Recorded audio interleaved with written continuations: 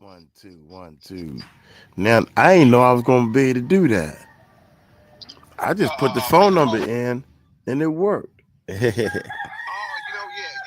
and plus I'm driving, so I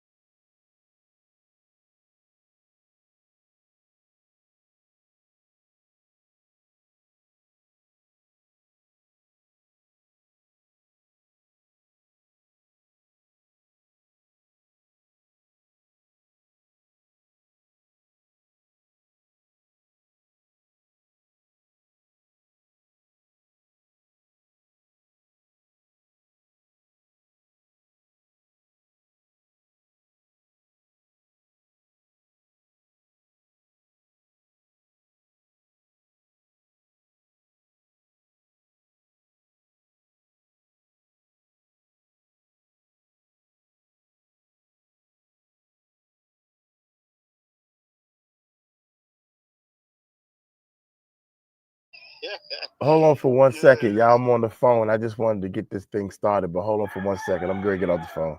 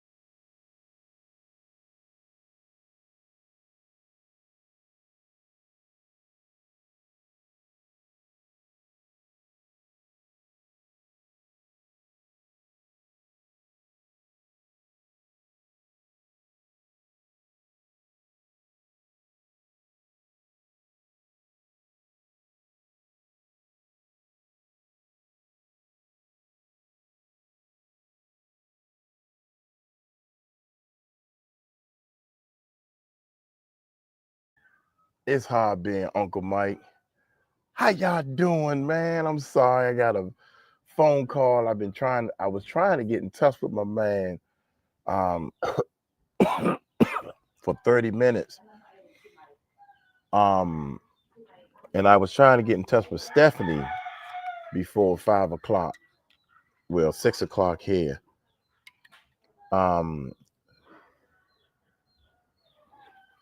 Shout out to everybody. Yeah, we got some things going on, man. Yeah. Tulip. Shout out to Tulip. So I thought I'd go ahead and get this thing started. Beautiful Jamie. Good to see you all tonight. Yeah. Peace, love, and happiness. Peace, love, and happiness. We talking about peace. What do you say? Steph will fill you in, Mike. Yeah. Stephanie not gonna be here tonight or something? Cassandra. 18. Once we get 20 people in here, I'll start talking my 20 strong. Look at Nancy. Look at Mary. Mary. Creamer is a must in the coffee. It's big time creamer in this coffee. It's big time creamer in this coffee. It's so white. They on Maggie with Jag. They on Maggie with Jag. Oh, they on it now? Oh, yeah.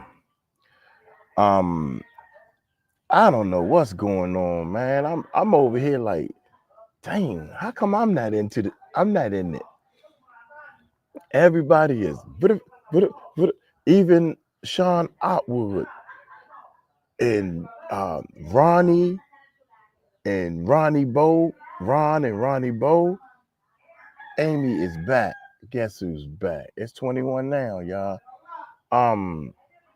We not like other channels, man. I don't get me wrong. I want to be, I want to have 3,000 people in the chat right now. Love it has no clue. Love it, Mike. Has no clue. What, boy?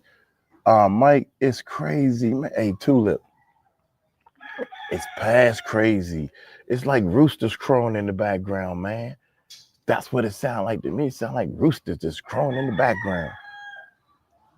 And it's funny, I'm old, y'all. I can't turn around like I used to. So I got to turn around to see which brother coming up and stuff, man. They love me here. They love me. Yep. Chugga chugga choo. Hey, Uncle Mike, Helen G.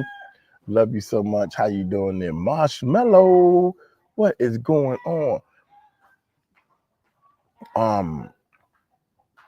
I was thinking about the song last night, They Not Like Us. Murph called and y'all know Nothing But YouTube Drama. Yep, Nothing But YouTube Drama. Murph called me last night. I was doing a reaction. I was editing the reaction, and next thing you know, he told me some sad news. I'm not gonna say bad news. He told me some sad news, and I'm not trying to. Wait a minute.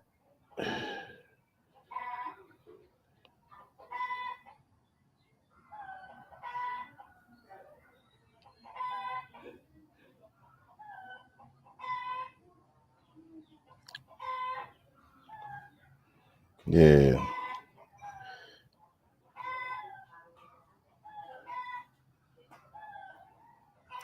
I can't believe this, man. This is crazy.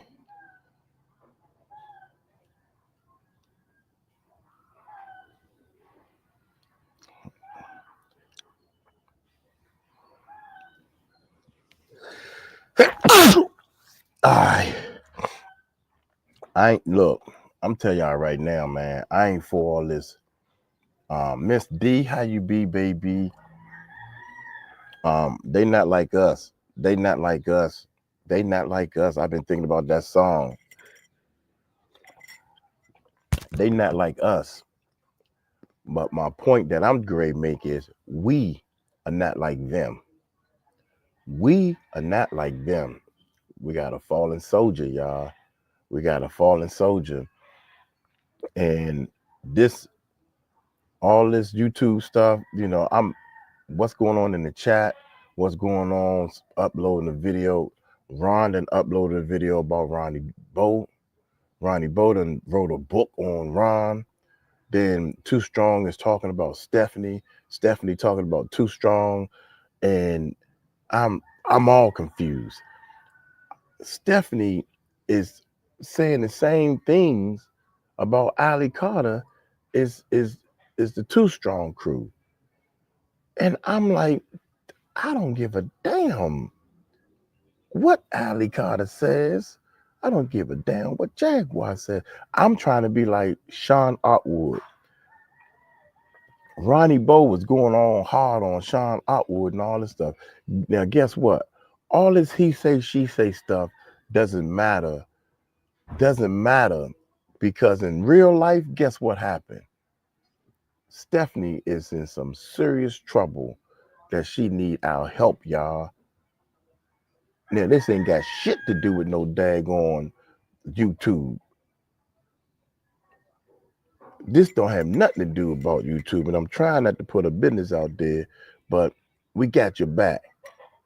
And people like, well, see, now she don't want to do this because she don't want to ask for she don't want to ask for no help, y'all. She don't want to ask for no help because then it'll make it seem like what Too Strong and them was saying is right. She's just trying to get money. We all need money. I don't give a fuck what people say. I'm trying to get money. I'm trying to get money so I can help people.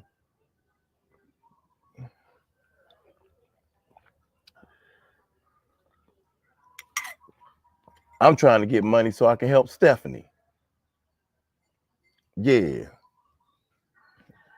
Piss me off over here. What's wrong, Uncle Mike? Talk to us. What's wrong is Stephanie, we got Stephanie's back. I got Stephanie back all the way down, all the way to the bank, baby. Facts. We not like them. Y'all can laugh, talk, and hee hee ha ha, and text and comment and text. I don't care about none of that mess. I just care about that rooster back there. Give me a cousin. They won't come to me, y'all. The roosters won't come to me. I care about that. I care about that rooster back there. Woo, woo, woo, woo. I really think. What's up, man? Good morning. You go to school today? Okay. Yeah, go have breakfast first. Everybody getting up. I had to get up early. Yeah. So, besides all this talk, congrats, MDS. What?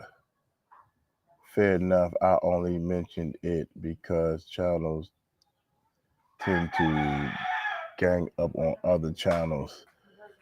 Yeah. Like the video, guys. Yeah, hit the thumbs up and all that type of stuff, man. I don't know if that's working. Shoot. We always kind of cap out around 100. No matter what we do, we cap out at 100. But I'm gonna have to. I don't know. Stephanie is in some trouble, y'all. In some financial trouble, and we're gonna help her out, man. We're gonna do the best we can to help. I mean, the last I heard is, where's my phone? I don't know when the first of the month. First of the month, y'all know what's due on the first of the month, right? The first of the month, she needs to come up with $800, man. So I mean, I'm trying not to put her business out there, but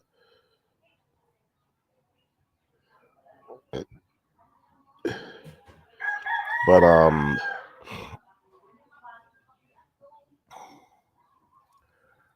the channel finally had turned back around. But when I get back home, it's the way I do things. I'm helping somebody out that is taking advantage of me. I know that. But I'm gonna go back home and say, look here, man, I need you to start paying because we need this to happen so we can help Stephanie. Yeah. Yeah, Stephanie, pay bills. Yep. You gotta pay bills. What's up, bruh? That's bruh right there. Mm-hmm. So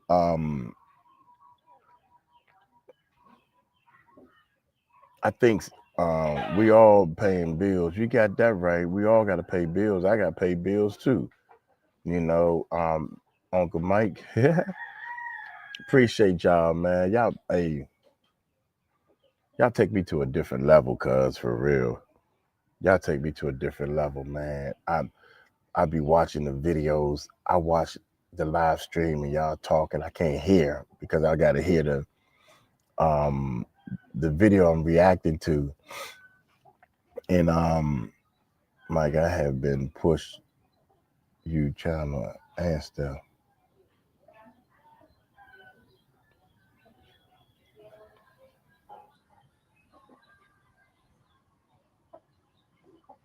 Yeah. Thanks, Miss Golfy. Miss Golfy. I'm hoping I'm pronouncing that right. All right, Miss D, going upstairs. Just going upstairs. We miss you, Mike. Yeah, Mike ignored my channel, so I am dropping coconut. Well, Mike ignored my comment. Oops, I'm sorry. Did I? Let me see something.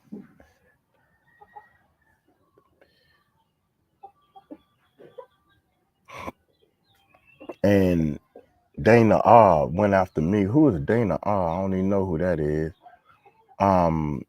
That's great, Uncle Mike. I love to see you, what you're doing. Looking forward to meeting you guys. AD San Diego, what's going on? Ada, is that Ada? Is that right? Please do like live, guys. Thanks. Yeah, please do the like. Uh, yeah. People, you wasting your time going after me because I'd be like, there he go. What's up, bro?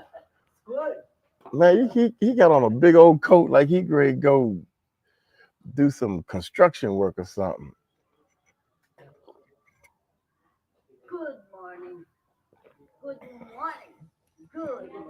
Good morning. That's Nina. Nina. That's mommy right there. It's amazing. She and Murph have held it down for sure. Yeah, they held it down for sure.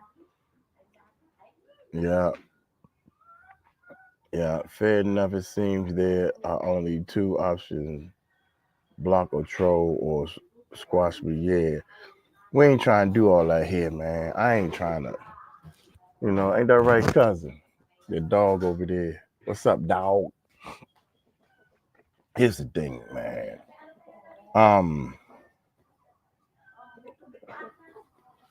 We talk about helping the kids, talking about help. I just say help people. Um, I I made a promise way before I even got this YouTube channel going. Oh shucks, it's too many chickens coming out at one time. I should show y'all the chicken. They coming out here like I'm ready to feed them or something. Get y'all. Hey, I don't do chickens like that unless they cooked, fried, and well done. Get away from here. Get. um I don't like negativity, man. It's like I've been in the streets and I did negative things, man. And it's almost like you get into a fight with somebody and you beat them up and you like, yeah, I beat you up. And you looking at them and they looking sad and hurt. You're like, dang, man, how long is it gonna take for them to heal? I don't know. I got a different. Oh man, how they get all them napkins all over the floor? Dang it. Well, they on the floor now, on the ground. The chicken came up here. Get your. Yeah, it was on the table. The chicken came. I'm being attacked by a chicken.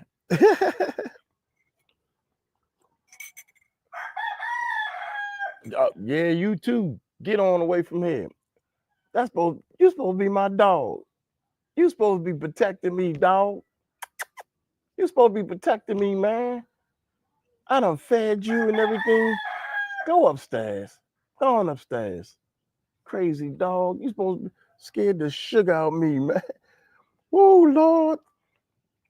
But anyway, you just mad. You just made me jump. The daggone chicken and jumped up here. Yeah. So being happy and doing things to make other people happy made me feel so good and make people around you feel so happy. It almost make you feel more alive. And the part that tripped me out is like people scared to try it. We know it exists. This drama going back and forth should not even be. Here comes Steph now, y'all, going back and forth. This mess. And accomplish. T-Tractor, what's up? Yeah. We got better things to worry about, like Steph Wi-Fi. You know She got what? the wife Now was that you said something, and she had to power down and power back up. Look at her looking all crazy. Look crazy anyway. Going upstairs. Oh, now that she's here, I got to put some headphones on. Okay. Testing 1 2. Can I hear you? No, I don't hear nothing. Oh, she frozen now. She frozen with her tongue out. Now, there's some stuff to worry about right here, right? Hey, beautiful Stephanie. She frozen with her tongue out, y'all. We trying to get better computers and better Wi-Fi. Now we gotta step back and do something else. Mike J in the house. You're frozen with your tongue out. That's funny. I like a good laugh, Plotter. Yeah, most definitely. 44 people strong. Let's say if I was calculating 44 people, we'd say 30. If we had 30 people times $20. If we can get 30 people to donate $20 and we'll pay the rest. What's the question? I can't see. What question? Enjoy.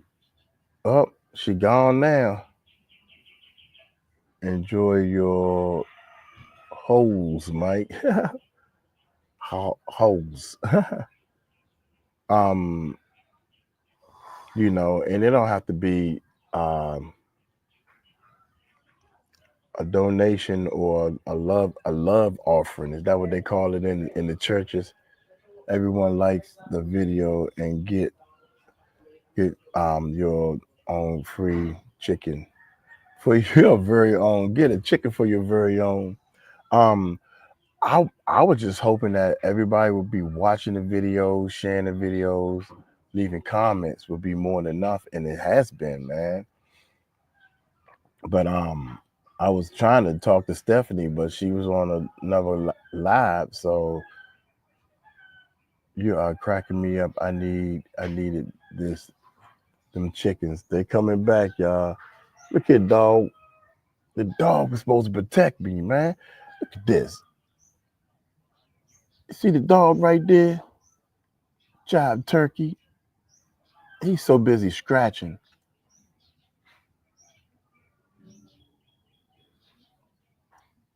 Look at the chicken. Look at the chicken way back there. And there's a lot of them. I fed the dog and everything. He's supposed to be helping me out.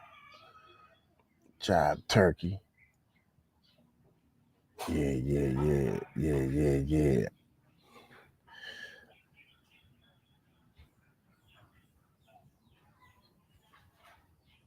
But anyway, um, dog is cute. He got what? One ear flapping down. um, Dang man, so far we ain't talked about nothing but helping people, man. Sometimes people need help, so then we try to pick and choose what kind of help we want to give people. If somebody needs some help, then you want to try to figure out a way to help them. They got my buddy right there. That's my buddy right there, boy. Good morning. Yeah, that's too cool. How you doing? You up this morning? I'm watching you. You watching you. Bam, bam, bam. Yeah. So Very cold. you cold? Mm-hmm. Stephanie had came on, but I guess her Wi-Fi broke. I see her. Yep. Everybody need help at least once in their life. Amen, Mary. Did you see the chicken jump up on the table? Ah! Kyle was laughing. He saw it. I'm like, you chicken, you get your ain't nothing up here for you. I ain't even know chicken can fly up this high. Miss D Mm-mm-mm. said, Huh? Miss D, her case is closed. Oh, Miss D said that her case Yeah. is closed. Yeah. Good for you, Miss D. That means you good. Is that good news, Miss D? She kept saying I didn't.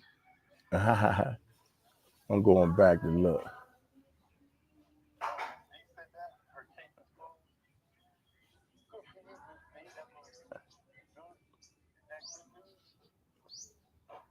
Oh, she won her case. Yeah, she won her case. Dang it, Nancy. And there go Valerie. Dang it, Nancy and Valerie. Valerie sent us a video of her singing one day. Yeah, that was pretty cool. Okay, it's getting hot now. Yeah, I'm cold you cold? because I'm not drinking my coffee. Yeah, I've been drinking the Let's coffee. do my coffee first. Yeah, I gotta take this sweater off, y'all. Um. I'm gonna make some coffee. Oh yeah, the chicken knocked that over. Oh, I got the headphones on, but ain't nobody talking. They got on big coats. Ooh, you okay, honey?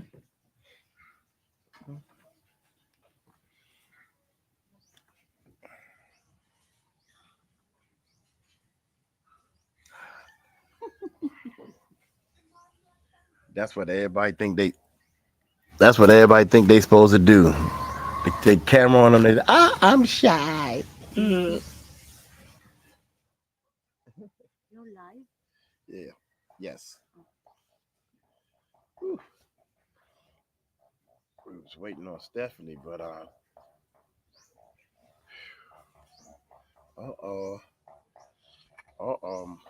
Uncle Mike showing some muscles. Stephanie is not there. No, not yet. They got. I got muscles. Brah. Mm, mm, mm, mm, mm.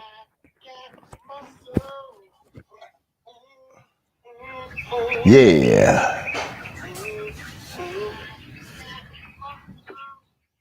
1 2 1 2. Can you hear me?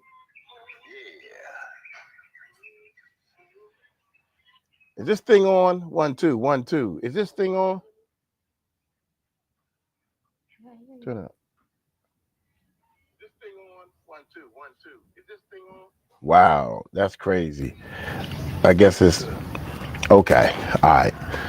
Anyway. Wow, that's crazy. 1 1 1 1. Okay. All right. Anyway. Debbie with the one cat.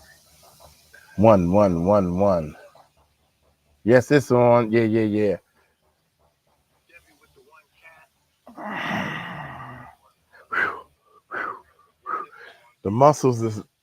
The muscles haven't woke up yet. How about that?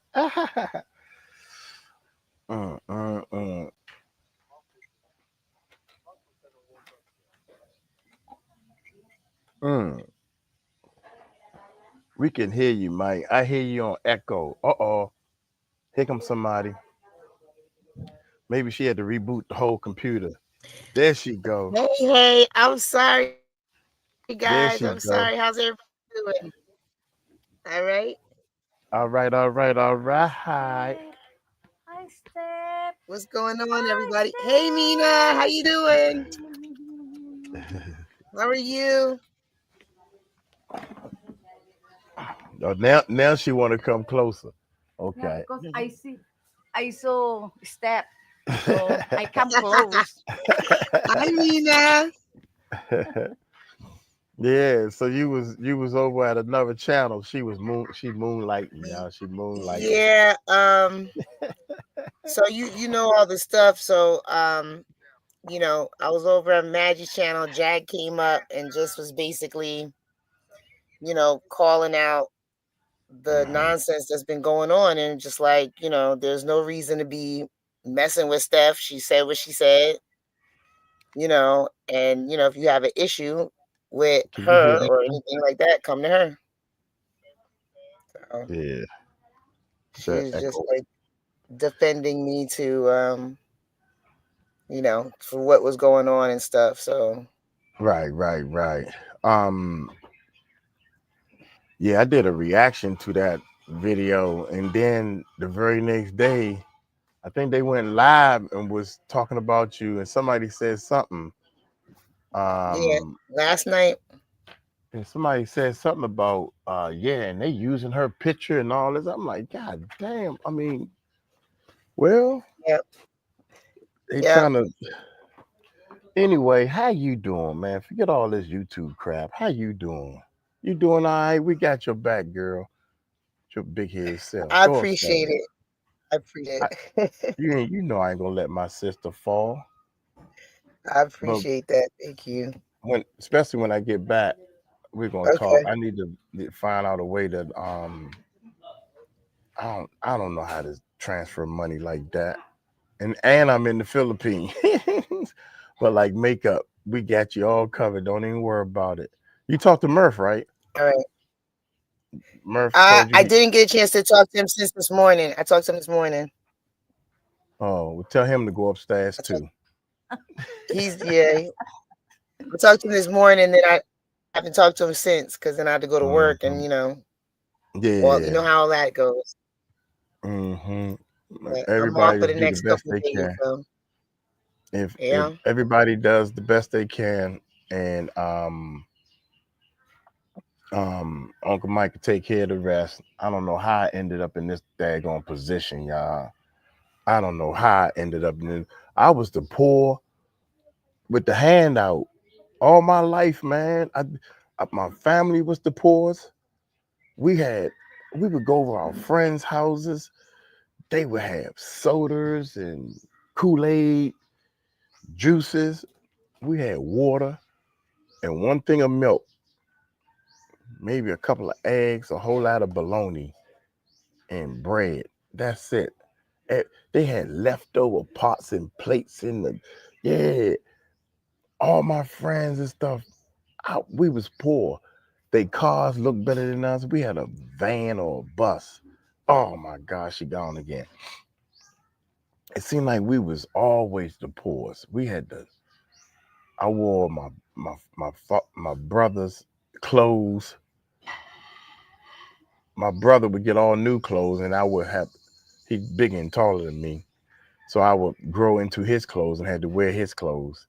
That's all worn out, especially the shoes, because his foot used to be different than mine. So his foot used to be like this, and my foot is like this. So imagine you put your foot in somebody's shoe, and they've been like this all their life. They don't got the shoe down like this, and you in the shoe saying, "God dang, this ain't working right." But they ain't want to hear that. Yeah, yeah, that's right. I'm serious, man. We was poor all our life. So nothing like hand me downs. You got that right.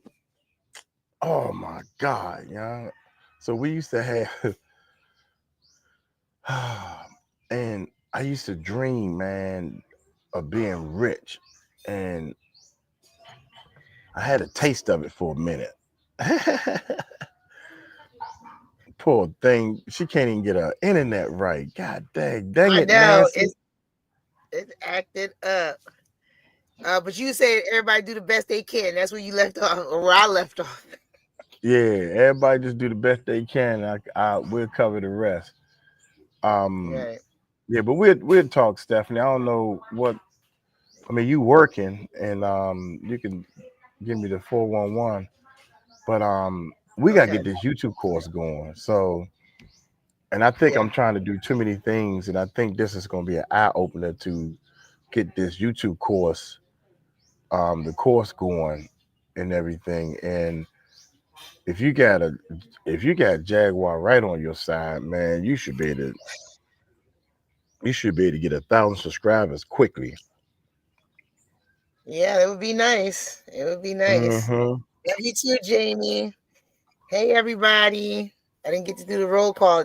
Hopefully, Mike did the roll call right. If not, he can go upstairs. Yeah, I gotta go upstairs. Dragon X. I saw Dragon X when sometimes I be doing Yeah. the reactions with Sean Otwood, and I'm sitting there, bass girl, dang it, Nancy. When they put y'all um put they name up on the thing like this, and I'd be like, oh, I know her, I know him, I know, yeah. I'm like, oops, I'm supposed to be doing a reaction. I was supposed to be like, hey, that's one of my buddies. Yeah, so nope, he don't. He don't what? What? I got my free course. Thank you, Uncle Mike. I got my free courses. What's a free course? Yeah, there he go. Nigga, my buddy. What's up, man? He got his shoes look like they falling off his feet. The kids getting ready for school.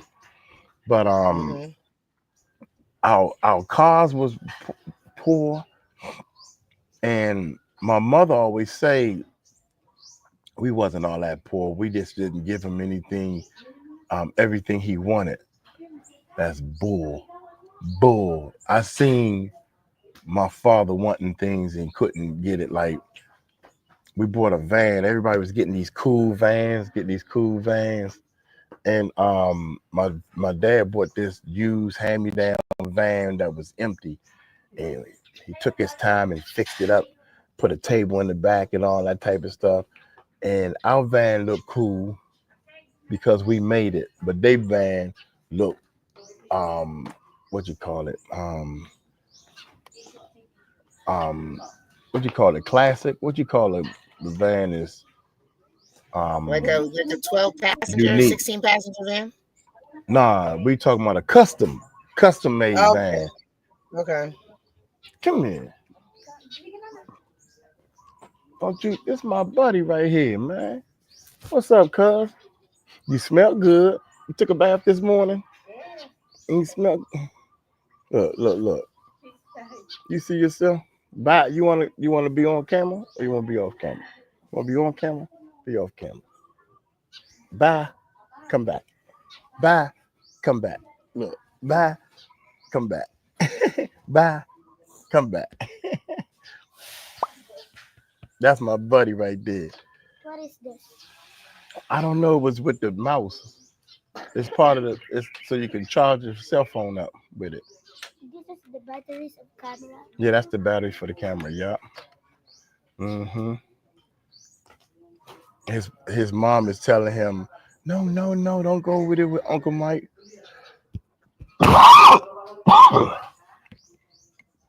Little That do you cough know. don't sound good.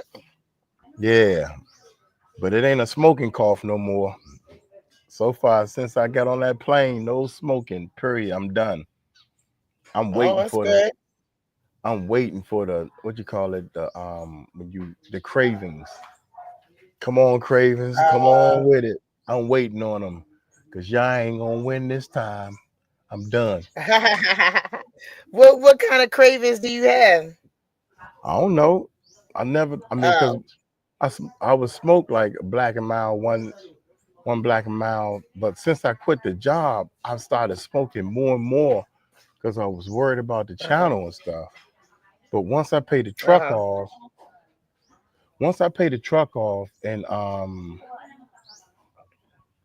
and pay all my bills and credit cards down,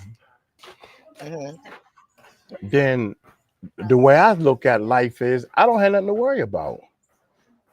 I don't want. So what you need to smoke for? Right. I agree. Like once you get your bills paid off, you don't have no debt. That's a weight off your shoulder.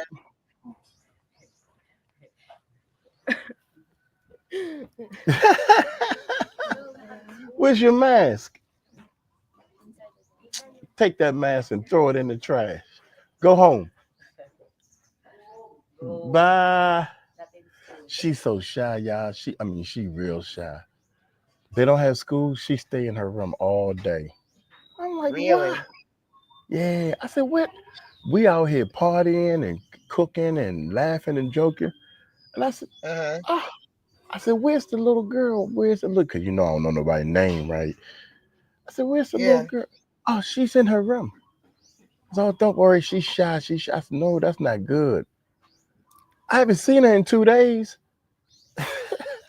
Wow. They didn't have school yesterday. So when she came out, why not? Oh, I don't know, some Chinese restaurant. Chinese. You know what? They are not Chinese. Oh, shucks. Let me see. Yeah. They back there. Yeah, I like this. I like this lens.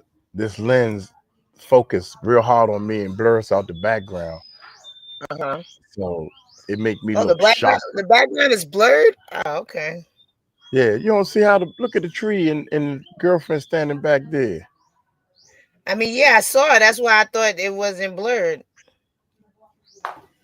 What? I mean, maybe it is blurred. I don't know. I guess so. I just thought she was just far away. Oh, I call you back. Stephanie. All right. Yeah, call me back. Yeah, you can go upstairs. I'll call you back. Anyway, the motorbike. But I never thought at first when I started wanting to be rich, wanting to even be successful as a YouTube channel, you want to buy 5 cars. Y'all know where that came from, right? Cars painted up Ooh. with the rims on it and all the big old sound system and all that. Uh-huh. I don't want that stuff no more. Yeah. And the more stuff you want, the more headache in life you get, and the more you want to smoke to relax your body when you can just make your whole life relaxing. Is that bacon? No? Mm-mm. Okay. Rico. He made that sandwich? I'm jealous. Oh, but he taking them to school, I guess. I should have rolled with them. But No. yeah. Mike Plata. That's I keep looking at that sandwich, y'all. Where's, where's that? She right there, but she got a picture up because she I'm is frozen. she keep getting frozen. Uh-huh. Oh, Yeah, I'm anyway. frozen. So They even show me what I look like frozen. See? oh she frozen. Mhm. Right. Yeah. Like So she's behind me a little bit. So if I can focus more on her, yeah, just a little bit more on Your her. Wi-Fi is weak. That's why. She said your Wi-Fi is weak. That's why. yeah, Uh, it is. I'm trying to Close. get on my extender right now. The extender is not connecting. And oh yeah. so it's acting up Mm. right now. As soon as you said something about the extender,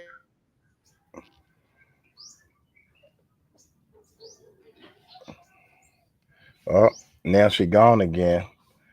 This is mm,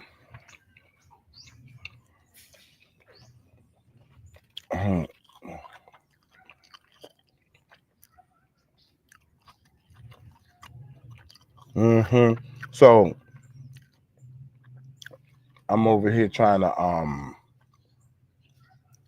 just help people, man, because I feel as though people don't understand what real peace feels like. And I think rich people don't have real peace either.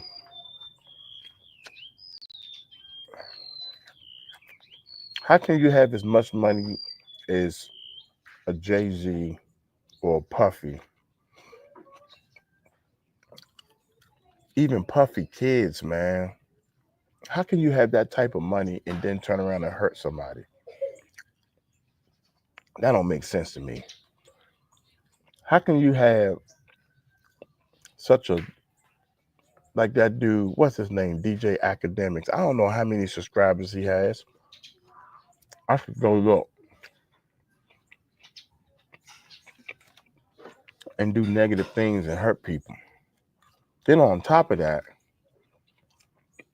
everybody called him out. That DJ Academic. They called him out on what he said to a 15-year-old, and he still thinks he's right. So if you ask me, I don't think he deserved to have a strong channel. who we talking about? DJ Academics. Um, Is that right? DJ. what he do now? I'm just looking to see. He got over 900,000 subscribers, 2.8 million subscribers. God damn. I thought he had some accusations on him too, didn't Yeah. he? Mm. Damn, he got 2.8 million subscribers, young.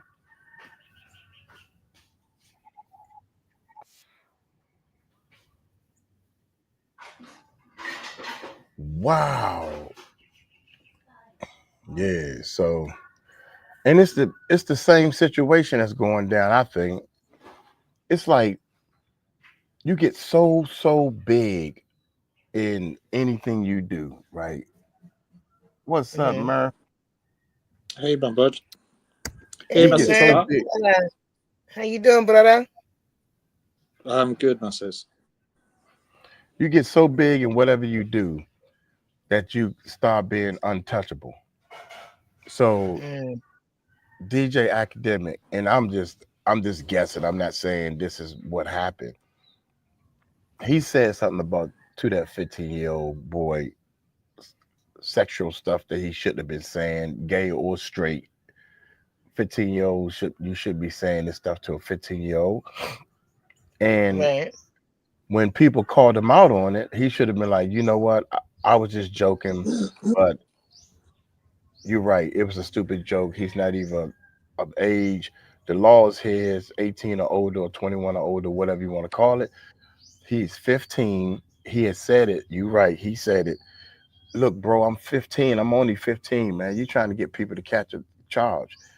I was just joking with him, like, well, because when I was 15, I used to think about girls, something like that. But nah, what he did was he was like, F all y'all, I don't need y'all. I don't need y'all.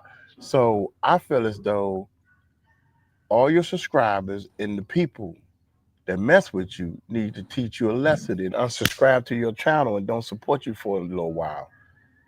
Lies. Yeah, I almost got him though. I missed him. You know what I'm saying? If Yeah, if we all Mike. if we start having Amy. court, No, I was just going to say, Amy's just sent you a $15 cash app. I was just asked to tell you. oh, Amy did. Yeah. Thank you, Amy. I don't even know if I can get the daggone thing from here. See. And thank you, Mary's Gemini Mind and Miss Patterson. Thank you.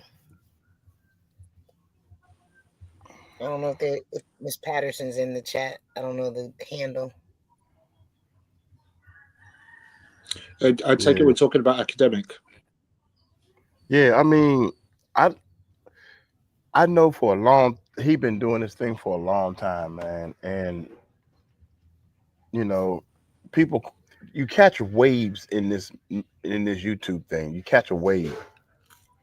Like whatever he was doing, he caught a wave and people subscribe to your channel. Mm-hmm. And 2 million subscribers, he's deep in the algorithm and all this stuff. But I think the people, just like our government, man, everybody's waiting. Did you see that? It's a thing on Facebook or whatever where everybody's in line. Get in this line if you want to see a change. Get in this line if you want to become the change. There's nobody in this line, but everybody's in this line. Something like that. We have to wake the people up, woke, and let the people know that, dude, ain't nothing gonna happen until we make it happen. We got to make something happen. People should go right at that video and listen to what he's saying. Don't listen to what people are saying about him. Listen to what he is saying. That's how I do things. I listen to what Courtney said. I listen to what I forgot the other people's name. The boy Todd. Lamisha. Yeah, Chris Todd. And Adria. Lamisha, yeah, especially when she started talking about the snake venom. Huh? Nah, man. It's some of this stuff is too far-fetched. It's like, isn't it funny though, Mike? Isn't it funny, right? Though, sorry to interrupt, but isn't it funny? She only started talking about the snake venom after Blink Twice had been released.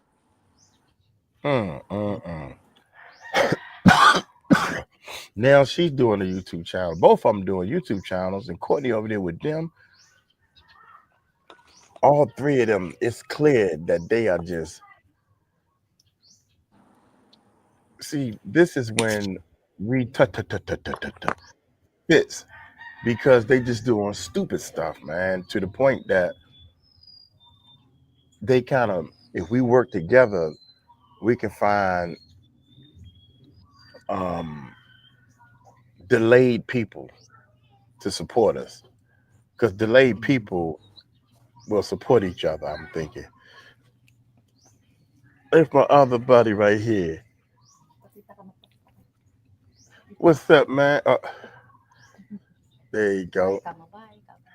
Say bye. You going to school? Bye. Have a good day at school. Bye bye. Have a good day. He said, yeah, thank you. He gone now. So it's almost like this is why you need a PR person, because let's say the snake venom was real and it worked or whatever. The PR person say, you putting all this, you putting it on too thick for him. You got to peel it back in layers. You can't just jump and say, yeah, Puffy had me on the table and they gave me snake venom. Like, what? You can't go that fast with the snake venom thing. She just came out and now she's like all over the place. And people are like, whoa, slow down. It's almost like you telling somebody, I jumped out of an airplane without a parachute. And you here to tell us that? Yeah, I'm here to tell you that I did that. Did you go to the hospital? No, I ain't go to the hospital. Did the ambulance come? No, I just came over here and I'm just telling y'all. Huh? You know, it don't make sense that somebody can fall that far out of the sky and don't hurt themselves any kind of way. But I think that happened to somebody before, right? Y'all ever heard about that? Yeah. There was a case where it was a husband and wife, and the husband was trying to get an insurance policy. So they were both skydivers, and he cut her parachute before they went up in the sky. And luckily, when she landed, she was injured, but she lived.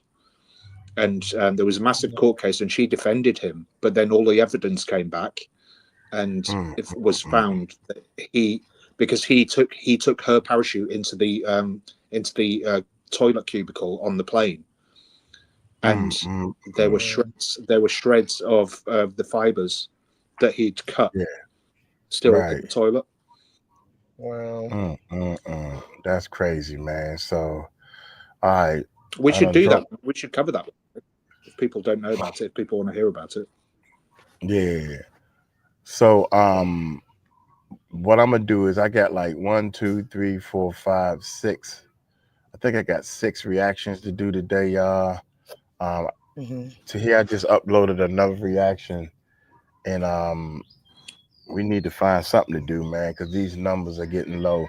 But I know one thing, y'all need to pat yourself on the back, because the other day y'all had some big numbers, girlfriend and boyfriend. Did we? Yep. Yeah, y'all had some nice numbers the other day. Yeah, I was like, we had I think it was 182 at one point. Yeah. When was this? What was we doing? This was when we got Maggie on. When we got Oh, Maggie okay. Yeah, okay. Yeah, Maggie bought some numbers and everything. So people are catching on, but we need to I think once I get back, me and Steph are gonna talk about putting together a program.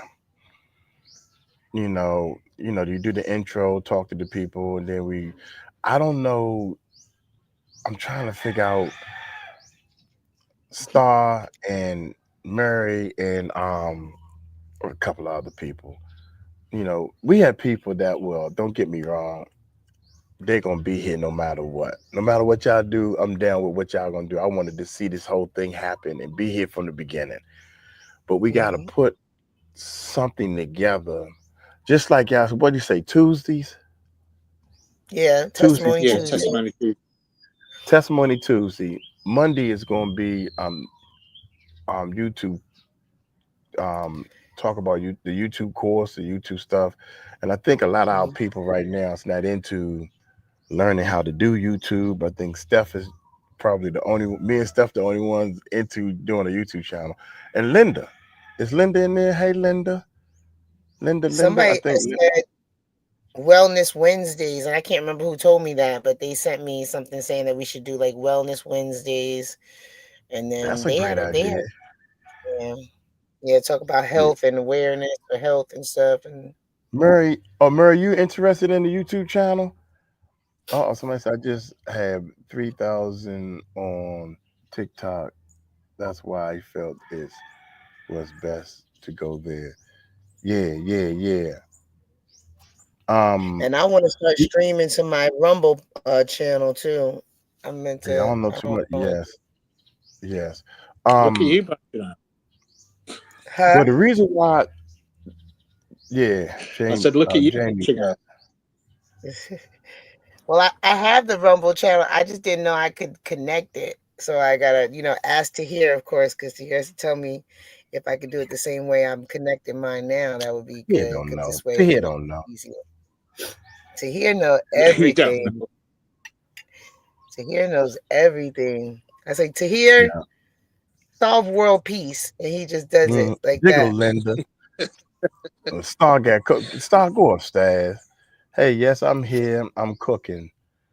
But we're gonna put some stuff together, man. And I'm a little disappointed. We gave out the shoes yesterday. And yeah, the family took a lot of shoes before we even filmed it. I was like, this all the shoes we got? She said, Nina, what do you say, Nina, mommy, Nina. Nine. I can't remember that to say my name. Nine took some shoes. They took the shoes and stuff, but we filmed putting the shoes on the little kids and stuff like that. I thought I bought a lot of shoes, but I can only bring but so many in the box. So none of this stuff worked out like I wanted it to, but I filmed it. I'm like, I want to film it, show something better than nothing. Which star? Laugh out. Oh, we got 2 stars. It's a shining star. Yep. Bam, bam, bam, bam. Well, both of y'all shining stars. How about that? Love you, Mike. Thank you. I love you telling me go upstairs. Well, I ain't gonna tell you no more then. Nah, you don't supposed to like it. Yeah.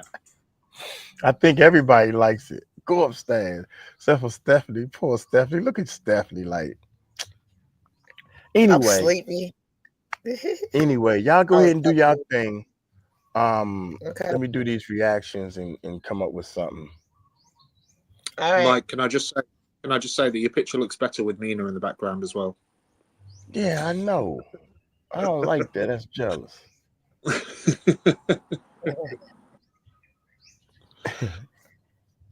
Hey, look.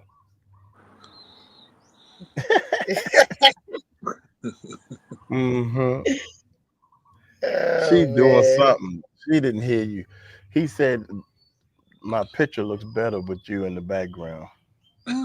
Yeah.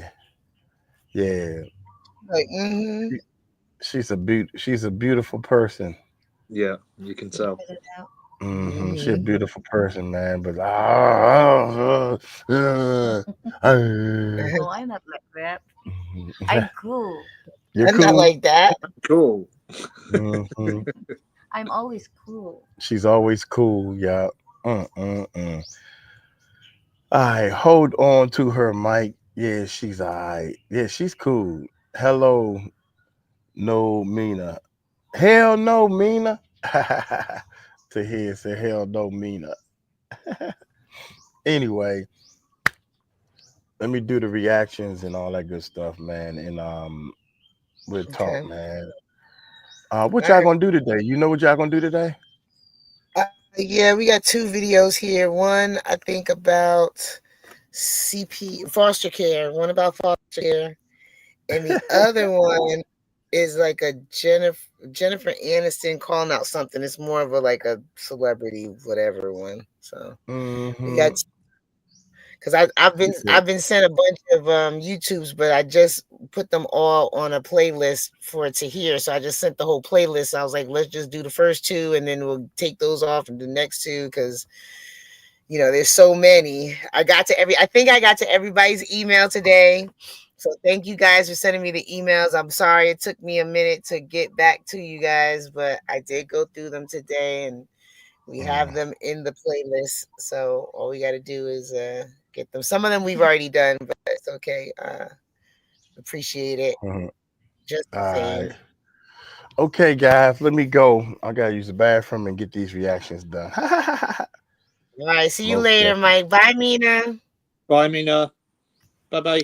Bye, y'all. Appreciate it. Appreciate y'all. Bye. Let's keep working. Peace out. All right. He didn't end the stream. Woohoo! I know, right? He's getting the hang of it. Right. Yeah, my emails and now I got even more emails from the time I did everything this morning. I got a bunch more. I'm like, I'm gonna get to them. I'm off to tomorrow and Friday and Saturday, Sunday. So I have a couple more days to do some things. So You're off. how you doing, brother? Yeah, I'm good, sister. How are you feeling? I'm doing all right. I'm sleepy just because I was up late last night, but Yeah. Yep. I got you. Yeah. But no, it's all good. So who have we got in the side chat? Have we already said hi to everybody in the side chat? Mike did the roll call today because we were over on Maggie's channel. I told him we were running behind because Jag was up there and just telling the others that they need to stop. Like, there's no reason to be coming after me anyway, because I said what I said and that was it. So and realize as well is that's like, although we don't give a shit when people talk about us, it does somewhere in the back of the mind. It's just like draining. It's mentally draining, thinking, what the do you know what I mean? It's like, why? It is like, it's like, why are you talking about me? I'm a little nobody that's trying to do good. So it's draining, and then people forget that you've also got a life outside of YouTube as well, and there's other things going. And then absolutely, it's just absolutely. Yeah. I think like, hopefully it's done. Hopefully we don't have to have this conversation anymore about any of this, so we can move on to something else, and hopefully everybody else finds other stuff to talk about or whatever, or a concert, or do whatever they're going to do. And can I just say to everybody in the side chat, can you if you've not already liked, can you just go and slap that thumbs up button and like it, so that because we do need to get the numbers up. If we're going to make this work, then we need to get these numbers up without being reliant on getting other people over on the platform. As much as we love the other people,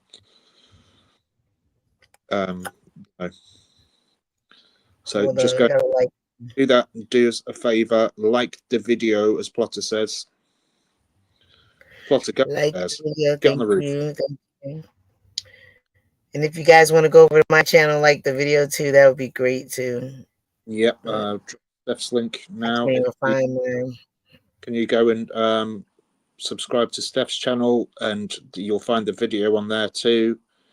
The live that we're doing, like it on there too, because that'll push her views up as well.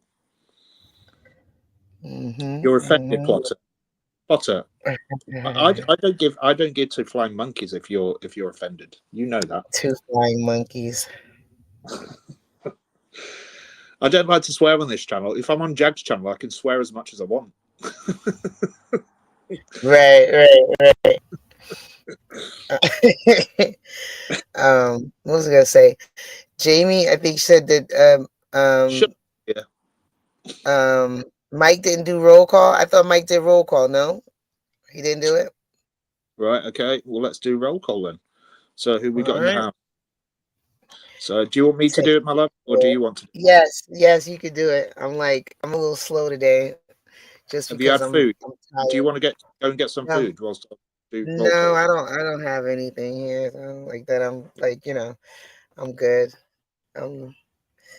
I think there might be some pizza left over. I don't know, I have to check, but you know, my daughter might have ate it already. So Cool. Okay, so Tractor. Obviously, we've got to here. Tractor. Hey, Tractor. We've got Misfortune. We've got Wendo Payne. Oh yeah, Tahir told me that Mike was getting attacked by a chicken earlier on. yeah, that's what he told me too. I thought I was gonna see him running around the background from a chicken. I came over like immediately. I was disappointed. Wendo, hey Wendo, Tulip Poor. No, by the way, you're not allowed to ask. And Kia, hey Kia, and dang it, Nancy. As Mike would say, go upstairs. Helena G, as always. Valerie in the house. Oh, Valerie's here. Hey, Valerie. Yeah. Well, I don't know if she's still here. She was earlier. We've got Trisha, Mina. Hello, Mina. Is that Mina? Yeah. Cool. Okay, so probably not watching. But hello anyway. Miss Gothy, as always, we love you. And who else we got? We've got I'm just Cassandra. No, I said Miss Gothy. I've already said Miss Gothy. Thank you, Star. Thank you, Star. Let me see. We've got Crystal. Crystal, your shoes got handed out today. Yeah, that's what I heard. Yeah. We've got 2 stars, as Mike said, 2 shining stars. We've also. Wow, I got 390 subscribers. I'm going up fast, Anna. Jeez. Yep. There you go. Get I'm over to almost that at 400. channel, people. Teresa, how are you doing, Teresa? I feel like I'm turning more into Mike every single time that I do this roll call. We've got Beer I don't know why I can't get into my live while I'm on it. It's so weird. Like it doesn't let me click on it. Maybe I gotta do it from my computer. No, because I'm already maybe I can. It never lets me log into my live from my phone. I was trying to.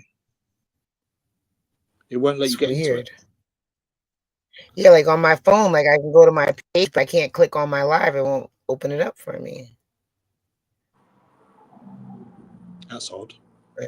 It's weird. So I'm trying on a computer. I'm trying to I liked Mike's side. I always like Mike's side. I never liked my side. So I'm trolling myself right now. Yeah. Everybody done with the roll call? Yeah, I think we got everybody. I just finished off with the lovely Linda, and Mina's back as well. She's Mike's doing the reactions, but Mina's still in the house reading the comments. Okay. We love you, Mina. I got a question, Miss Gothy. I received the $5 for stickers. Was that for the stickers that was sent, or did you want more stickers? I wasn't sure. And I probably don't have your address anymore because I didn't keep the addresses. I just like shredded it when I was done. So if you want me to send you more stickers, I probably just need you to email me your address. I think that's the only person that asked for stickers.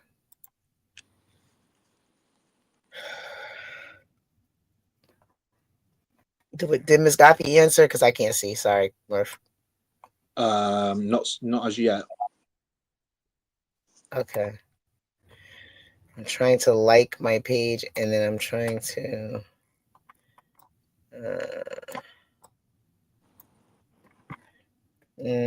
Okay.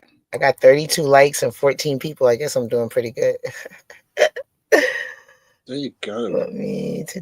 That's what we're saying. If not, I'm going to drop the link again. Please go and subscribe to Steph's channel and like live video. Miss Gothy, if you're still in, we just need to know the donation was for more stickers or for the stickers that you've already been sent. Okay. Okay, so Miss Gothi, I just need you to send me, let's see.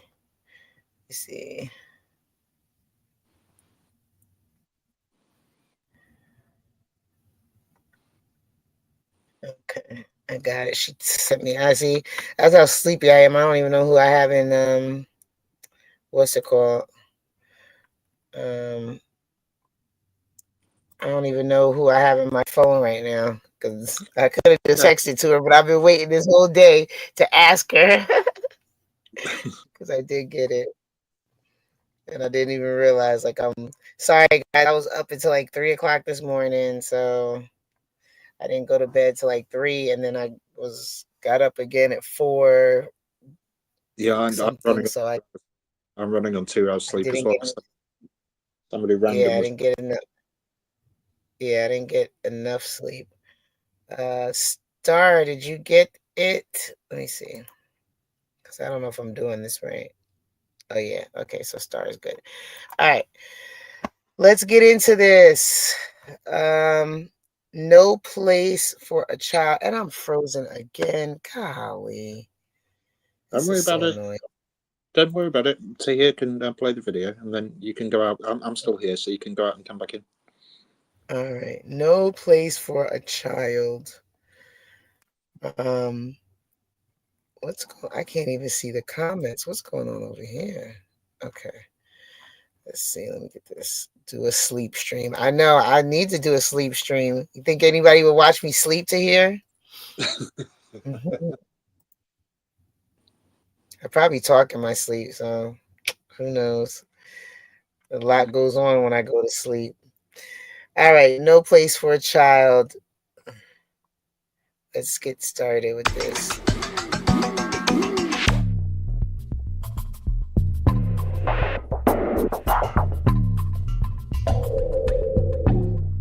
I just want everyone to know that's been involved in my case, and that I know that I have been a disappointment, and that I am very angry at myself, and that I want to be a good person, and I don't want to go through the court system like this. I hate it.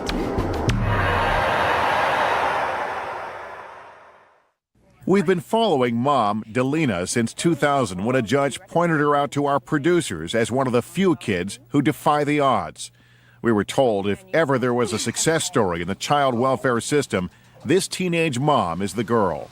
I had to take my mom to court and prove that she was an unfit parent, and that, I was doing fine in foster care, and I was also old enough. I was 16 whenever I did it. And they looked at my mom's background. My mom had been in prison for educational neglect, and then she had also not had us for 8.5 years. I had to prove that my mom, was not the person, that should be in my life, and I sure did. So with no real parent to care for her, juvenile court has become a way of life for Delina. A surreal second home where decisions that dictate a child's future become a safety net from a lifetime of... Having lived in more than 15 foster homes since first becoming a ward of the state, Delina is back before Judge Taliaferro for this 6-month review hearing. Let's go on the record, please, in the matter of Delina. This matter is set today for a review hearing. Who's with you, Delina? My foster mother, Kathy Brown. Delina was 14 when she got pregnant with her son, Gavin, and both remain wards of the court. Shortly after his birth, Delina went to live with foster mom, Kathy Brown.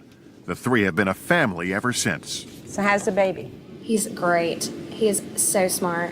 He's 2.5, and I actually have a picture. Oh, I'd love to see it. Well, I guess your foster mother's not proud of him, is that right? Not at all. Oh, not at all, is that right? Nor of Oh, her. that's wonderful. He's adorable. Thank you. Delana, you've done very well in foster care. There's not been one problem since you've been placed in foster care. Not one. But take care of yourself. See you in about 6 months. She's done such a great job. Yes, she has. She really has. I'm so proud of her. She wants to be independent. She's scared to death of being independent.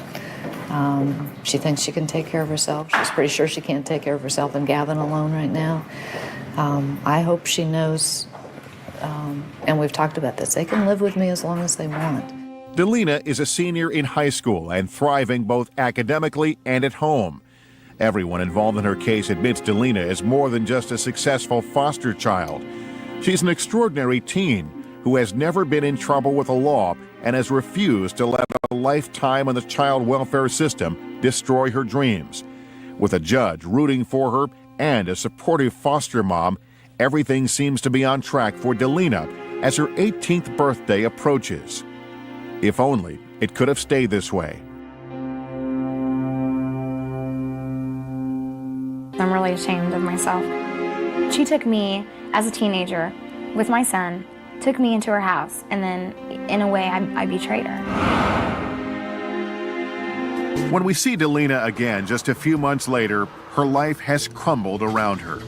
For reasons even she can't explain, Delina stole 2 checks from foster mom Kathy Brown, then ran away from home. After a week on the run, missing her son Gavin was too much to bear. And so I called Beth. I said, I can't do this anymore. I need to see him. I took myself to the youth shelter, and then I lost him, and I haven't seen him. I didn't get to see him for weeks. And that was just... And then the first time I saw him, the first thing he said to me was, "Mommy, are you sad?" And I could not believe it. I mean, just how much him and I had been together. He knew. He could feel it. Delina now lives in yet another new foster home while she awaits her trial on theft and forgery charges. She's allowed to see Gavin only twice a week, and those visits are supervised by a social worker. Gavin continues to live with foster mom Kathy Brown as Delina awaits trial. As the weeks pass, Delina knows her fate lies in one person's hands. And even Judge Taliaferro admits this is one court date she never expected. Well, I hate to say that I was disappointed because that's not fair to Delina, because obviously this is Delina's struggle. It's surprising, but we shouldn't be so surprised because after all, it has to be frightening for a young person, almost 18 years of age, without a solid family, without family support, the things that many of us take for granted. Delina is on trial for forging 2 of Kathy Brown's checks, totaling almost $400. Let's go on the record, please. This is Deputy Prosecuting Attorney Brett Raper tries to get to the bottom of why a model foster child like Delina would risk everything for a random friend who said he needed the money. What were you going to do with the money that you received from these items? I was going to give it to a person that I liked, that wanted it. Next on the stand is Delina's child welfare case manager, Michelle Fields. Like Judge Taliaferro, Michelle has been one of Delina's biggest supporters during her 12 years in the system. She was considered the star child, one of the kids on our caseload that you talk highly about, that you say, I wish I had more kids like Delina. She was out speaking to other teenagers about not getting pregnant at a young age and why you shouldn't do that. But not even Michelle can find an excuse for Delina's current mess. One of the recommendations is that Delina go to secure detention today for 5 days of the 30 possible days. Any concerns about that? I don't think she understands that if she were an adult, 5 days would be a miracle. In addition, she has a child to which this is negatively affecting. And the woman who gave Delina the first real home she's ever known tells the court she supports a tough love approach. I agree with the recommendations. Delina also said to me, Kathy, I never meant to hurt you. I didn't think you'd find out. This did hurt you very much, though, doesn't it? It's been devastating. I told Delina in the first time we ever met, when she said, I just want a place to live where I'm wanted. I want to be part of a family. I said, that's what I want. I want a family. I've been saving for her college. I didn't know what else to do when I found out she forged the checks than to press criminal charges. I wanted to be Delina's mother and Gavin's grandmother. Murph, what do you think? I'm still on the fence here. I'm still on the fence. I'm telling you right now, over some checks, I'm not pressing criminal charges on my child over some checks. No, me It's neither. money. That's my first port of call. That's why I'm still on the fence. So if it gets worse, then maybe. But no way. At the moment, You got to give me a good reason to call the law on you and some checks. Like, come on, man, that's ridiculous. Yeah, that's ridiculous. I just at the moment, that's why I'm saying that I'm on the fence, because if it gets worse, then maybe. But at the moment, it's a no. All right, let's see what they say. I want her to accept some responsibility. Delina, could you look at me? For what she's done to me. And from her own heart, make some amends, as opposed to people telling her what she has to do. As Delina cries from her seat in the courtroom, it will be Judge Taliaferro and Judge Taliaferro alone who will decide Delina's fate. But before she makes her decision, Delina will get one last chance to convince the judge she shouldn't be locked up for her offense. At this time, then, Mr. Chalfant, I will permit Delina to say whatever it is that she would like to say, and then I will render my decision.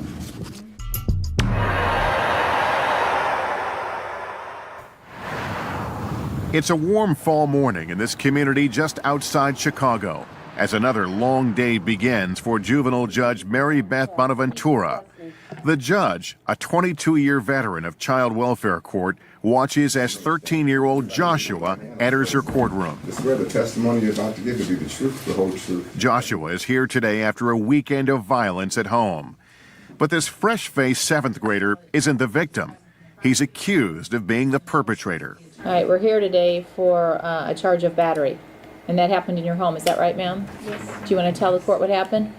Joshua went after his sister with a pair of scissors. I didn't see it. She came out of the bathroom screaming, and I told him to go to his room, and he didn't want to. He threw stuff at me, and then he walked out of his room. When I walked out, followed me, and then he punched me in the face with the fist. He split my lip and made my head go back against the wall. Then he choked me, then he spit on me, and I told my daughter to call 911. Is this the first time something like this has happened? To this extent, where he punched me, yeah. Are you afraid of Joshua? Yes. Do you want him to come back? How old is this lad? 7th grade, which is about the time that they start getting a little squirrely. Pubescent. Yeah. But my thing is, you're going to let some kid punch you in the face and bang you against the wall and split your lip, and you just going to what? That's all you doing is calling the cops? Okay. Oh, God, what are these people doing? I'm telling you, it don't got to be the first resort, but listen.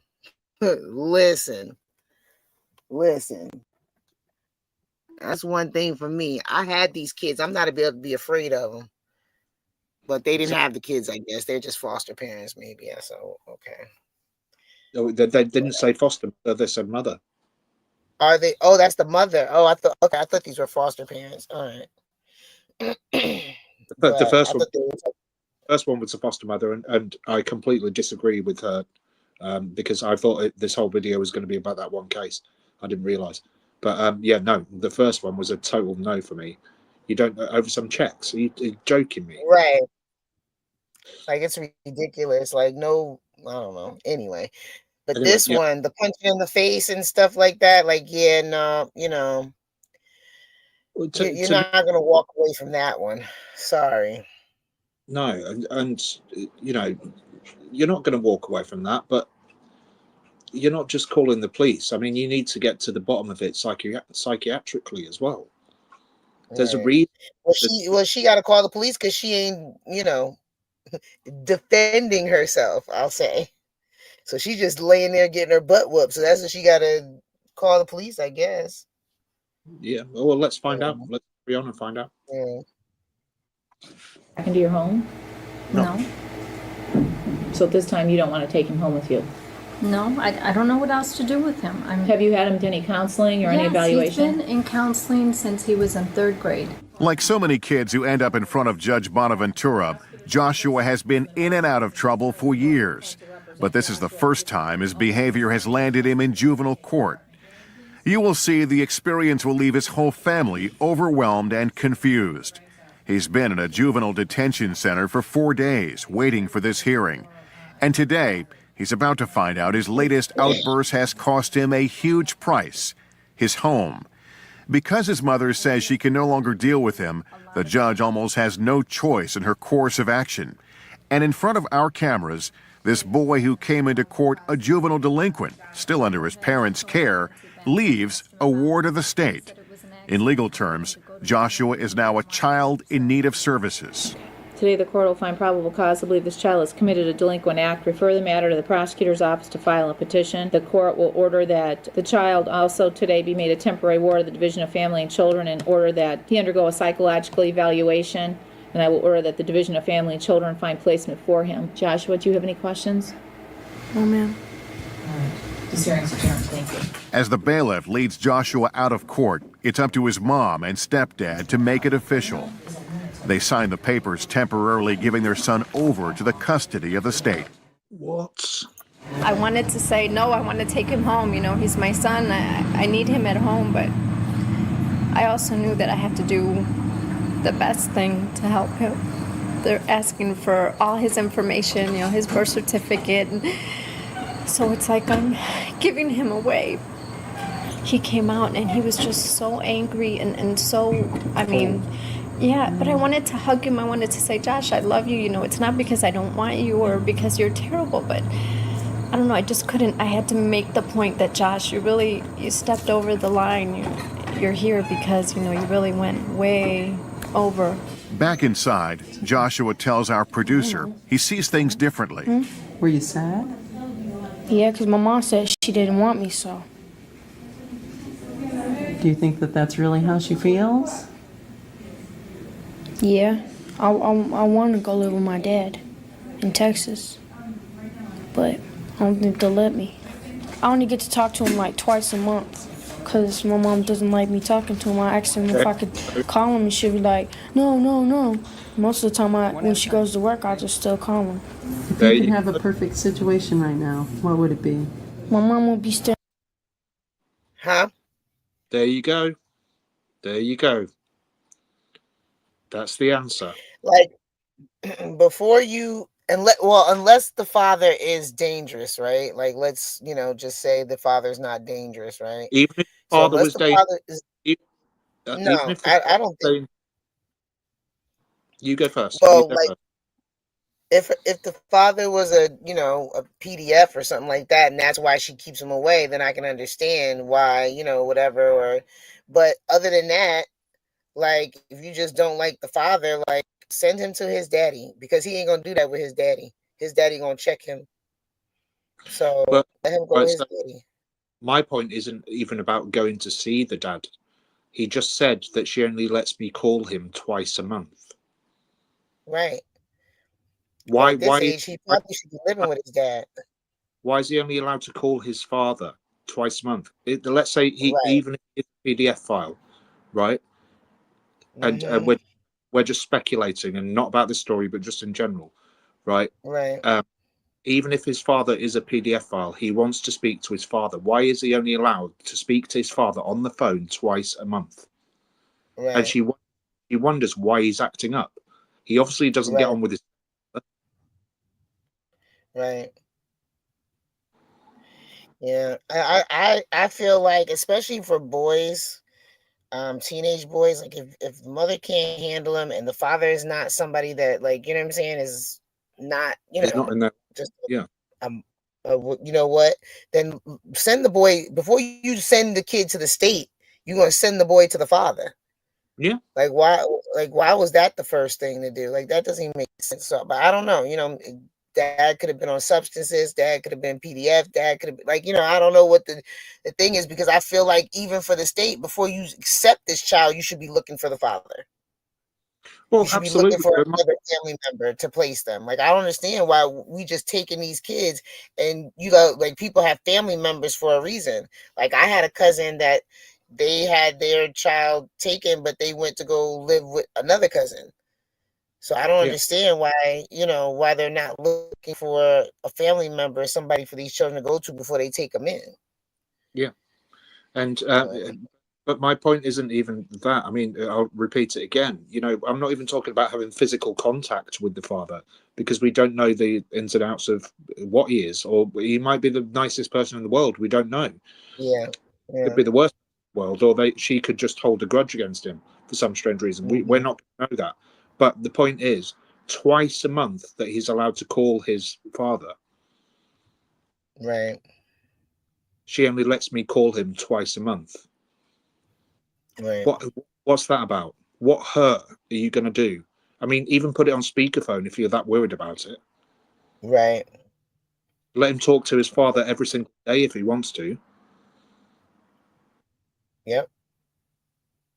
Yeah. At least connection. And he wonders why he's got such hatred towards her. Yeah. I agree. Let's see what else. And I'm right here, and I told her I was sorry and asked her if she'd forgive me. And then I just tell her that I want to live with my dad because it'd be better for both of us. His mom says she and Josh's dad divorced when he was a toddler. By the time he was in grade school, fits of anger became the norm. But no one in the family suspected things would ever get this bad. Josh now finds himself caught up in the juvenile justice system, and he and his family will soon learn it takes time, lots of it, to be free of that system. Now, you know why I shot these, right? This is in case you guys run away. Because if you run away, I'm going to give this to the police department. I'm going to give it to every police department in the state of Indiana to find you. I would have preferred to work with Joshua in the home with the parents in some intensive counseling, maybe Joshua on probation, a probation officer going to the school, going to the home, monitoring his behavior, maybe doing some parenting classes and some parenting skills in the home with the other children. That opportunity wasn't there. So what I can only hope for now is that through therapy and Joshua maybe growing up a little bit on his own, maybe some separation, maybe she'll miss him and want to work harder on it, that we can reunite them. Because as I told her in court, as much as we like Joshua, it's still her child, and the law says that we have to reunite families, and hopefully we can work toward that. I mean, the verbal is one thing, but, and I told him, if he wants to hit me, hit me. I'm 6'4", 240 pounds. Knock yourself out. We bought him a punching bag so he could punch that when he got angry. It's not like we as parents haven't tried everything. We've been in the Rainbow program. He's been in Banana Splits. We've been to family therapy. He's been in individual therapy. He's on medication to try to control his anxiety. It's to the point where he has to understand that he's responsible for his actions. And I think that's what his problem is. He doesn't understand that he is responsible for his actions. Now, 4 days after beating up his mom, Joshua faces the consequences. He has no idea where he's headed or for how long. Because, I don't even know where I'm going or anything. It's like they're just pulling me like I'm a dog on a leash. What should the state do to help a boy like Joshua? As his parents now learn, signing over your child to the custody of the state has enormous, far-reaching consequences. Teams of counselors, therapists, caseworkers, and other specialists will now decide where Joshua will live and for how long. And in the next 2 weeks, Josh's life will take a drastic turn.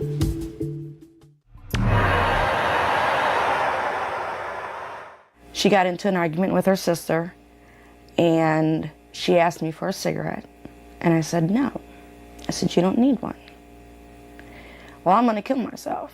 For nearly 8 months, 13-year-old Connie has been a patient at Meadows Hospital, a facility that specializes in behavioral health problems. Her mom tells us the story of how Connie became a ward of the court and why the state had to take control when she no longer could. She took off in my room, don't know how much or what quantity of pills she did take. She grabbed a kitchen knife, threatened to stab her sister, threatened to kill herself, stab herself. Well, we fought the kitchen knife off of her, got that. And then she took a coat hanger, put it around her neck. And at that point, I had seen her eyes, and I knew that she took quite a bit, whatever she did, and she didn't have a whole lot of time. The past 8 months at Meadows Hospital have been a hellish ride for Connie. She's in court today on a battery charge, accused of assaulting staff at Meadows Hospital. We're going to proceed as far as Mr. Rape is concerned. Connie's case is a complicated one. A young teenager with severe emotional problems, violent outbursts, and a family in turmoil.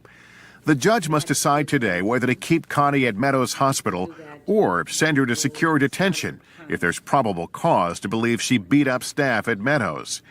And just in the past few days, there's a new incident to deal with. She was asked, I believe, to take a time out. She refused to do that, went to her bedroom, was given an opportunity to come out on her own, refused to do that, did subsequently come out, and in the process shoved the staff into the wall.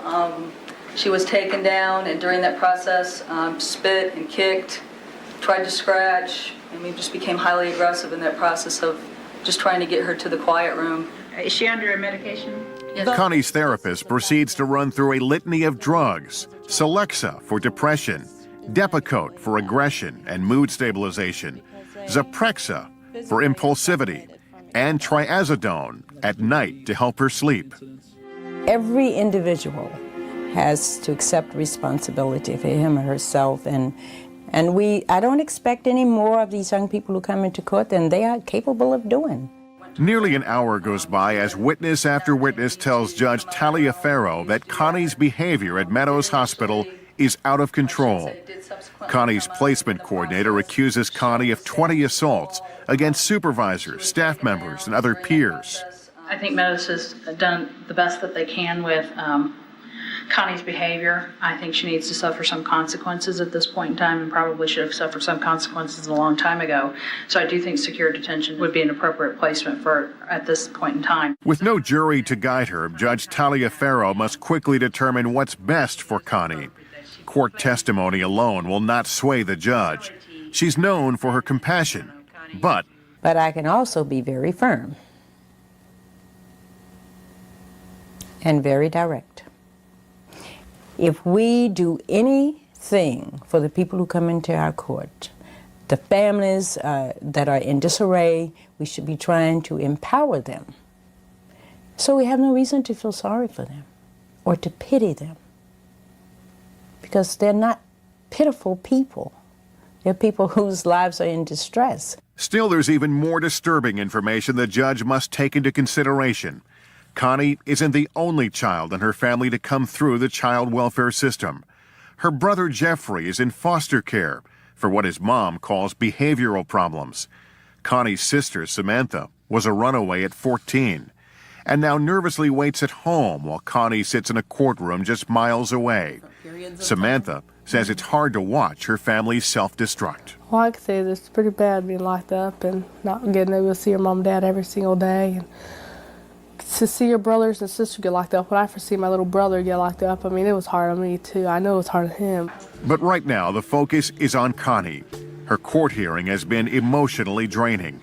After 8 months in the hospital, has Connie had her last chance? Connie, you need to control yourself. Will the judge spare Connie time in secure detention, or is she destined to be behind bars?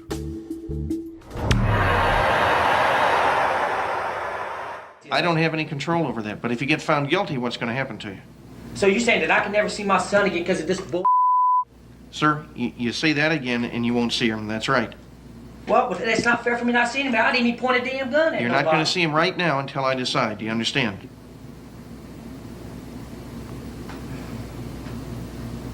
That's a yes/no I'll tell question. you one thing, this court, man, this is crazy stuff, man. For more than 7 years, we've been tracking children and their families swept up in America's child welfare system. They are among hundreds of thousands of at-risk kids who land in the courts every year.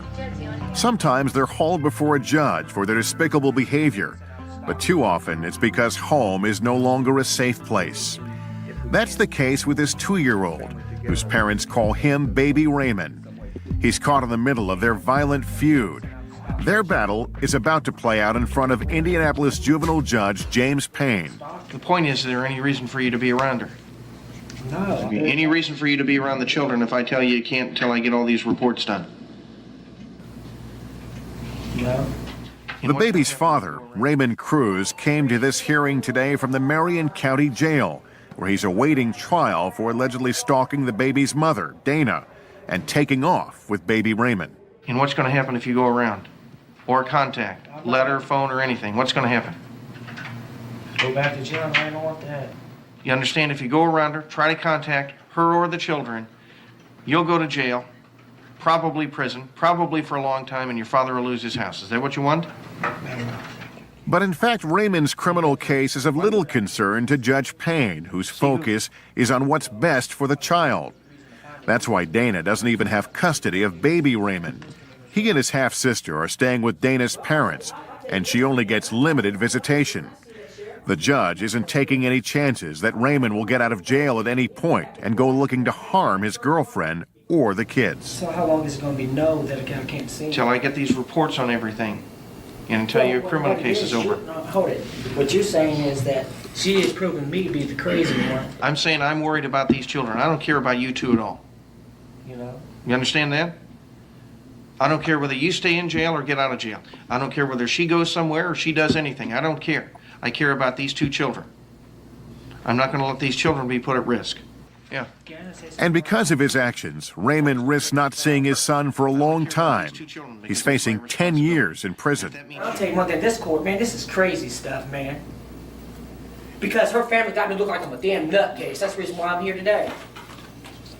I wasn't stalking her. I'm in a damn criminal court with a mean-ass judge. Don't really give a damn. We'll have you back here on the 28th of July to find out what happens.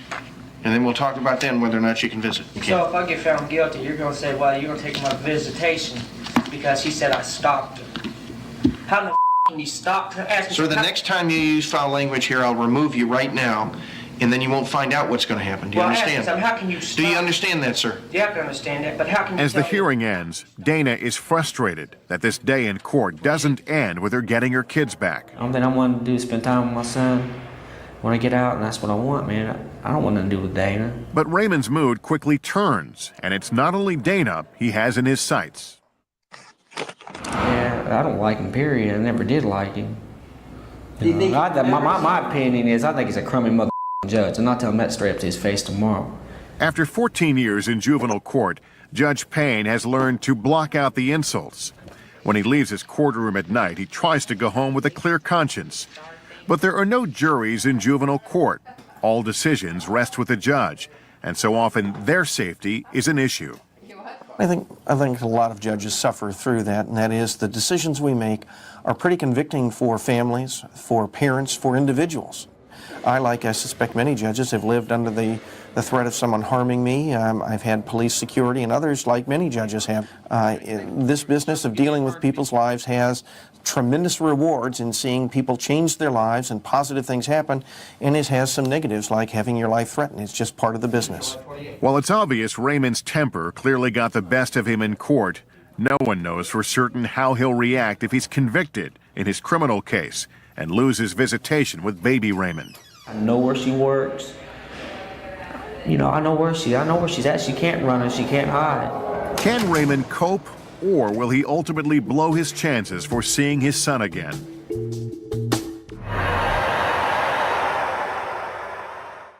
If Chelsea could be in the same community with her mother, because her mother and stepfather had such a wonderful, close relationship with her.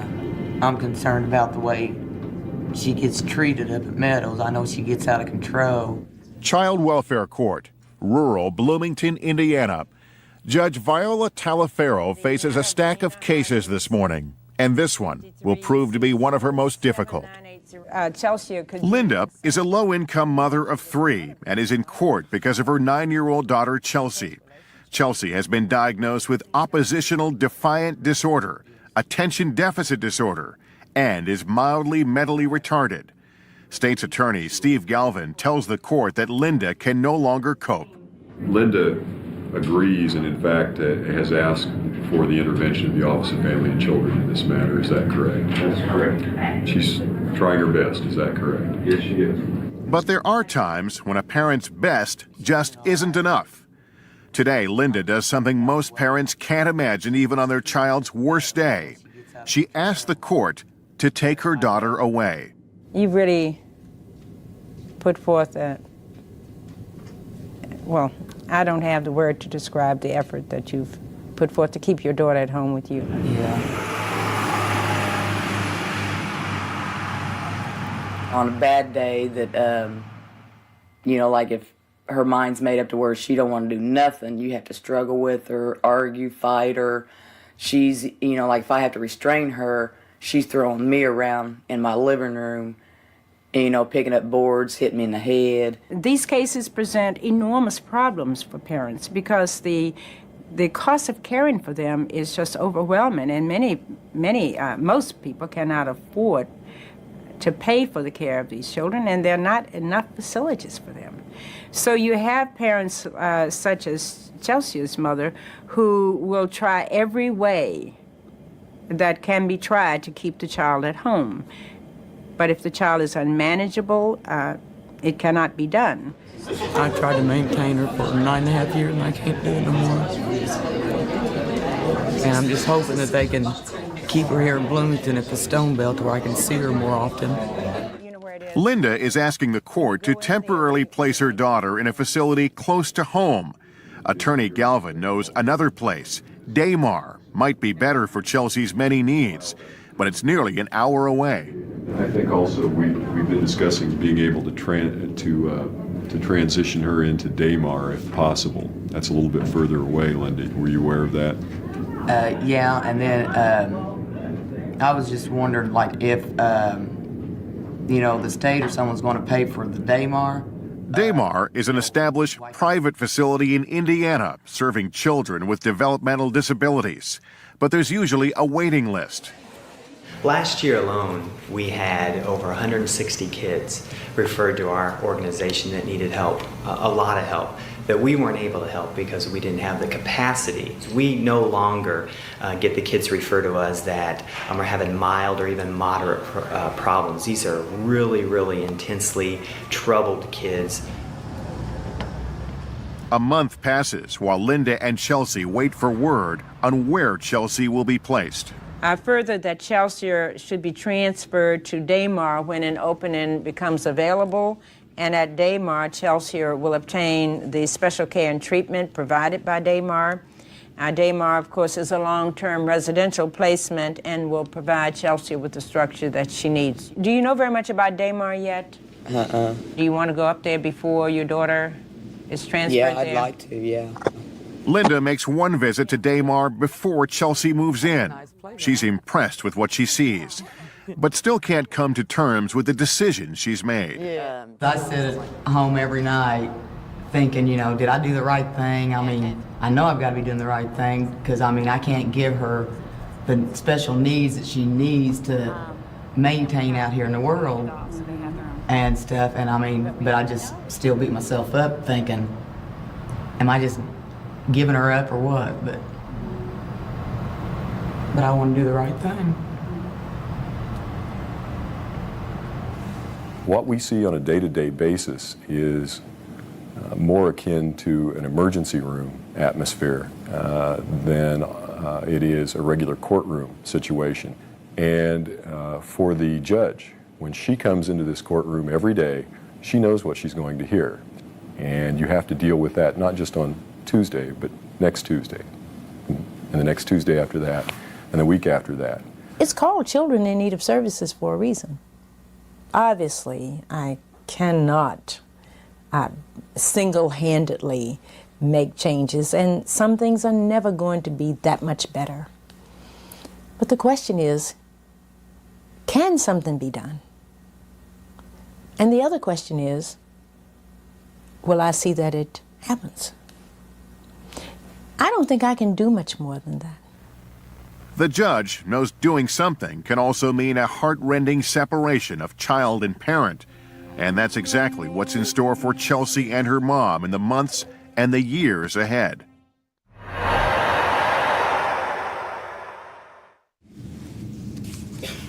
At this time, then I will permit Delana to say whatever it is that she would like to say, and then I will render my decision. 17-year-old single mom Delina, who has been in and out of foster homes for 13 years, is facing the biggest challenge of her life, her trial on theft and forgery charges.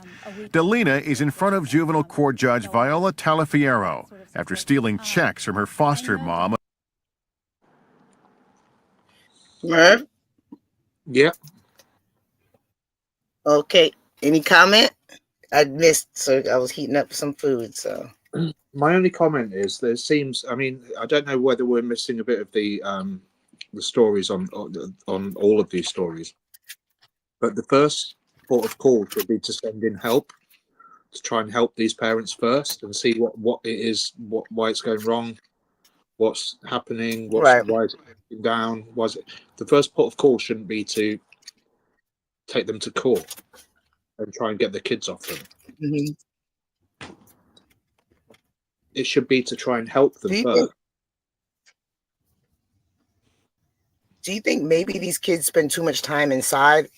And like when we were kids, we spent like almost all day outside. Well, I know we did almost all day outside. So by the time we come in, it's like take a shower, eat your dinner, and go to bed. Yeah. We used to play that out. Might be part of the problem. In this country, we used to play out on the streets until the lights. We've got street lamps that would automatically come on at a certain time of night, depending on what time of year it was. Mm-hmm. And we were allowed to play out until those street lamps came on, and that was a sign for us that we needed to go in. And if we didn't, we'd get our ass whooped. Yeah, I mean, maybe not every case, but I'm not saying about the ass whooping. You know, I don't agree with that these days, but I certainly knew that when the street lights came on, you know, we didn't have tech our day, did we? We didn't have technology like that. I didn't understand. We weren't on the phone either. With a green screen that you used to have to put a cassette tape in to load up the game, and it took about 40 minutes for the game to load. And then you'd sit there just playing a game, like tapping keys on the computer board and stuff like that. And it's just like, but yeah, you got bored after that for about 15 minutes because your mates were knocking on your door saying, do you want to come out and play? Right. Whereas now all kids do is they play with their mates online. I think not every case, being outside and playing outside would help, but I think for some of these cases, some of these kids might just need to run off some extra energy and possibly be too tired to do anything else, like fight with their parents or whatever, But I don't know. Maybe that's probably just a too simplistic, approach, Yeah, but I mean, there's only been one kid in this whole thing. I mean, the first one, I know that she's still young, but she's a mother still. Right. And it's, the other ones have been fully grown adults. And I just think that it's far too easy for a court just to instantly take them to, whichever agency it happens to be, to just take them straight to court without just coming in and saying, right, how can we help you? What's going wrong here? Let's try this first. Let's do something to try and keep these kids, the families, as opposed to barging in and going, right, we're taking you to court and we're going to take these kids off you. Right. I agree. That's my thought. We'll get some more into this. 2 years. It's now time for her to explain to the judge and her friends in the courtroom how her years as a model foster child and teenage mother led to a day like today. I just want everyone to know that's been involved in my case. That I just want to respond to Gwanita. It's not more dangerous today, Gwanita. It's not more dangerous today to leave your children outside unsupervised. The reason why people portray it that way is because we have so much more media exposure these days about it. We've got 24-hour news channels. Every single channel. I'm talking about this country now. I can't talk about the States. But when I was growing up, we had 4 TV channels to watch. 4 TV channels, and each one of those TV channels had the news on only twice a day for half an hour to an hour. So they were only allowed to show what they could show twice a day for 1 hour. Now we've got 24-hour. We've got it on our phones popping up, and it's always bad news. It's always this, that, and the other. So people is scaremongering, but nothing. If you look into statistic-wise, nothing is more dangerous today than it's ever been. Sorry, I just wanted to point that out before I forgot. I know that I have been a disappointment and that I am very angry at myself and that I want to be a good person and I want to do good things and I want to succeed and I don't want to go through the court system like this. I hate it. So I just do want everybody to know that regardless of if you don't think that I am remorseful, I am, and I am truly sorry. That's all I want to say. First of all, the most important thing is what are the appropriate consequences for a young person who commits theft and forgery. But what about the remorse? She hasn't shown remorse. Delana has had more than adequate time to make amends if she could. Is Delana a bad person? I don't think so. Is her behavior unacceptable? Of course. So what is appropriate will be 4 months of formal probation, 30 days in a secure detention facility, participation in the Victim Offender Reconciliation Program, and monetary restitution to be paid in full to Kathy Brown. Complete the Youth Education Shoplifting Program in order to understand the effects of stealing. Now, I have not said exactly what the recommendations are. I am going to send you to detention today for 5 days, and I will suspend the 25 days. So you will go now with Miss Kane out of this room, out of this door.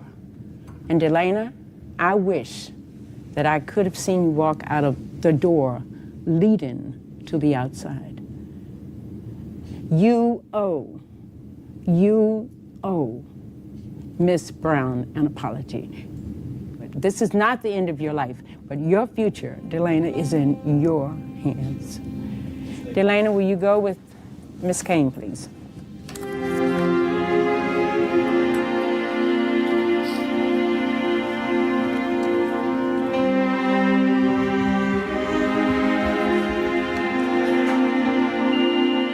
My campaign probation need to go from 3 to 2, please.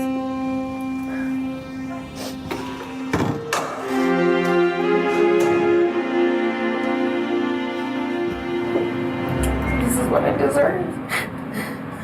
I don't want to go, but this is what I have to do. Take your shoes off. This is Pam King. Can I have holding on second floor?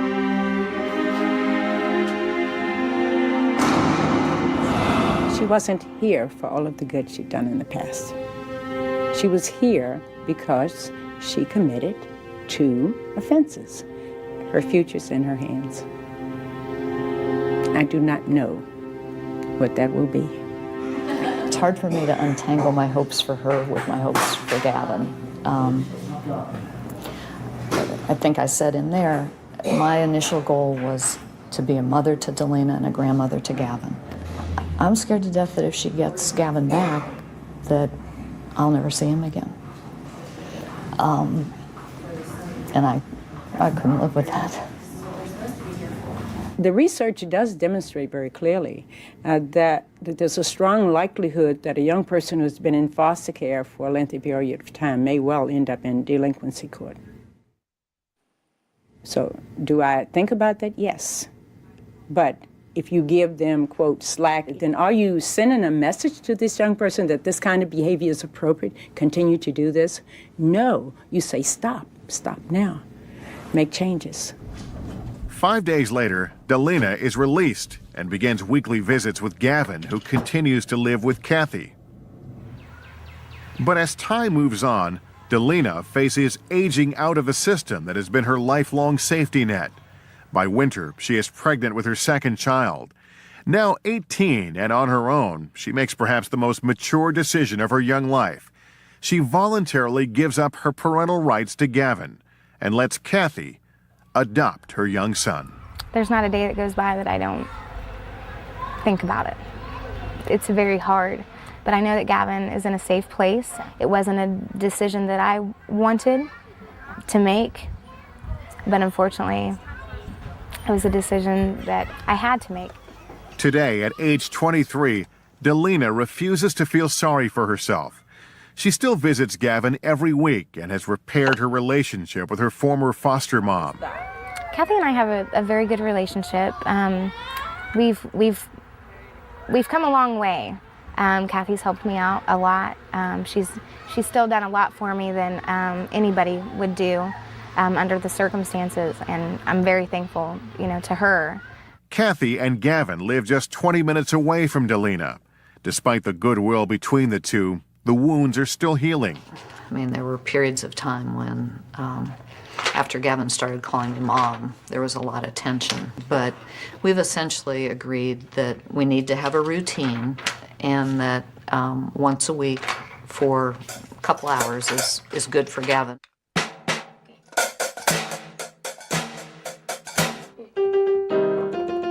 There were great times and awful times with Delina when she was here, and there have been that since she left and since I've adopted Gavin. But for the most part, it's been a richer life. Jamie, I'm sorry, excuse me. Do you feel like, I'm reading Jamie's comments, do you feel like this foster mother maybe had a plan to get this child all along? Yep, I do. I mean, that's the vibes I'm getting from her. She wanted this kid, in my opinion, from the beginning. And, they're making it seem like she stabbed her or something. It was a check. There was some checks. Are we serious? Yeah. Like, so she gave up her kid for adoption because she wrote a couple of fraudulent checks? I'll say it now. When I was young, I stole money out of my mum's purse. And that's me holding. So what? I said, I'll say it now that I stole money out of my mum's purse when I was younger. If I wanted to go to the shop and buy a packet of cigarettes or something, I started smoking when I was. Do you know what I mean? So, and that's been. Could you imagine that ruining your life? You got to go 5 days now. You can't. Yeah. Now you got to visit your kid, and that's crazy to me. This whole thing is crazy to me and out of control. And there was a way to go around that, but it didn't look like they wanted. It looked like she wanted the kid anyway, and that's why she made it that way, because she felt like if the mother got control of the son, that she would take him away. And it's all right. All right. I guess God will have to sort that out later. Well, let's hope so.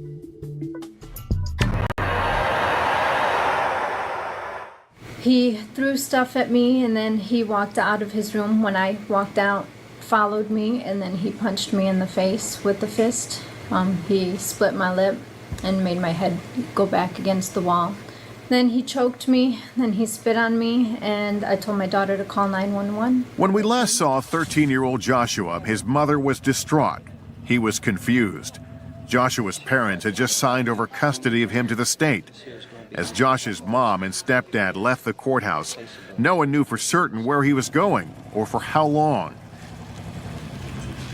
By the time we see him again, Joshua is a veteran at Alternative House, a temporary placement facility for children in need.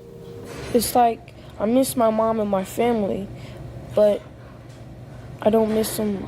I miss them, but I know it's better for them. It's like I'm sacrificing myself because I know it's better for them. It's like this is like a big waiting room. I'm waiting to know where I'm going. Just pause it. Why do I think I should be in the place where I'm going? Why should a child have that on his shoulders? right? I know that he's acted out, and he's been what people would call a little brat or whatever you want to call him. I was going to use a different word, but I won't. But why should a child, 7th grader, be saying, "But I know that it's better for them"? You're a child. You're a child. It's not your problem to be worrying about whether it's better for your parents or not. It's their problem to be worrying about you and how they can get you help, not shipping you off to somewhere. Absolutely.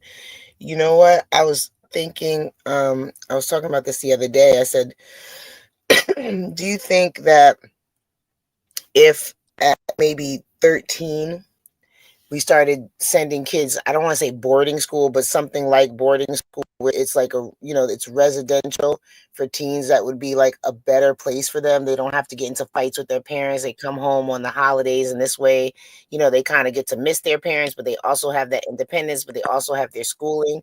I feel like maybe this is why some people send their kids to like boarding school at teenage years, because it's like, pardon me, sorry, I don't want to deal with it. And maybe, when they're around other kids, in that type of environment, maybe it matures them just a little bit more. And, they don't have to go back and forth with their parents because they're not right up under them. They have that little bit of independence, but they still have, almost like early college. No, because I do get that, Steph, but and sorry to interrupt you, my love. But it's really, I'm because I'm ADHDing at the moment watching this, right? And it's really annoying because the first case that we've already said that it seems to work, right? And this is just so this is allegedly that this woman wanted to get rid of that child. She wanted to get rid of it. Reporting her for stealing checks, right? Okay, so that's the first one. The second one, we know for a fact, if my kids weren't allowed to call me, right, my kids don't live with me full time. I've got 50-50 with me and my ex-wife, right? And if my kids weren't allowed to phone me on a daily basis, they would turn out the same way. If they were told that they could only, especially my boy, if he was told that he wasn't allowed, he was only allowed to phone me twice a month and not see me at all, right? That would certain behaviors as well, and we're just 2 cases in. So I just wanted to say that. Think about what you're doing, and especially as a judge, somebody that's given that kind of authority. Yeah, that's I wouldn't rule that way. And to answer Juanita's, boarding schools are good, but very, very expensive, unaffordable for most families. Education system terrific as well. See, and that's what I guess I'm trying to say is that instead of, it would be like a boarding school, but it would be free. So like, just imagine if for the most part we changed our dynamic of schooling once they got to, like teenage years, to where now you have the option to go to it. Because I know in North Carolina, they have a school. I don't know if they call it a boarding school, but it's a residential school. It is free. You have to, pass a test to be able to get in. And I think it's 11th and 12th grade, maybe, that they have, and you can live on campus. And so, like, imagine if that was the case, and some of these teens that just don't get along with their parents, but when you're away, you're good. Like, you're able to function and do everything, and just maybe it's just because teenagers, they get their personalities. Maybe it's just that, like, I mean, yeah, no, I've got to say that I disagree with that, because I think that they're the fundamental years where you need your parents and that you learn from your parents, even though they're stroppy little bastards. Sorry to swear. Yeah. But I think that's fundamentally where certain disciplines come in, so that because that's when you're turning from being a child into being an adult or an adolescent, and that's where you need to. And even if they continue to be stroppy, eventually when they come out the other side of that, they're going to have learned hopefully from what you've taught them. If they get to your age, they'll be the same as what you are. If you're respectful and if they're in a boarding school and they're not being around their parents, then I think that can be detrimental I don't like the idea of boarding schools, full stop, to be honest. Right. But that's just my opinion. I'm not disagreeing with you. Right. Well, Yeah. you know. it's No, just my- I think it's like an option. I know like some children, they're fine at home, whatever. But then other kids, they buck against the system. It doesn't matter what you do, they're gonna buck against the system, and maybe giving them just a little bit of space from their parents, like during, because you always come home. They come home and stuff like that. But just that little bit of space might be able to create that that desire to be around your parents again, right? Because you're not around them every single day. So now I don't see my parents. I see my parents once every 2 weeks or something like that. So now I miss my mom. So I'm not going to treat her like crap every time I see, that's where my mind is going with it. When I'm thinking about, for some kids, not all kids, some kids are like, no, I'm not. Maybe like, but others be like, get me out of here. Maybe a 50-50 option of like that you've got the option to stay there on the days that you want to stay there, and then the rest of the days you go home. Right. If you're having issues with your parents on that certain day, then you've got a bed to stay in. Right. Do you know what? Maybe right. like that.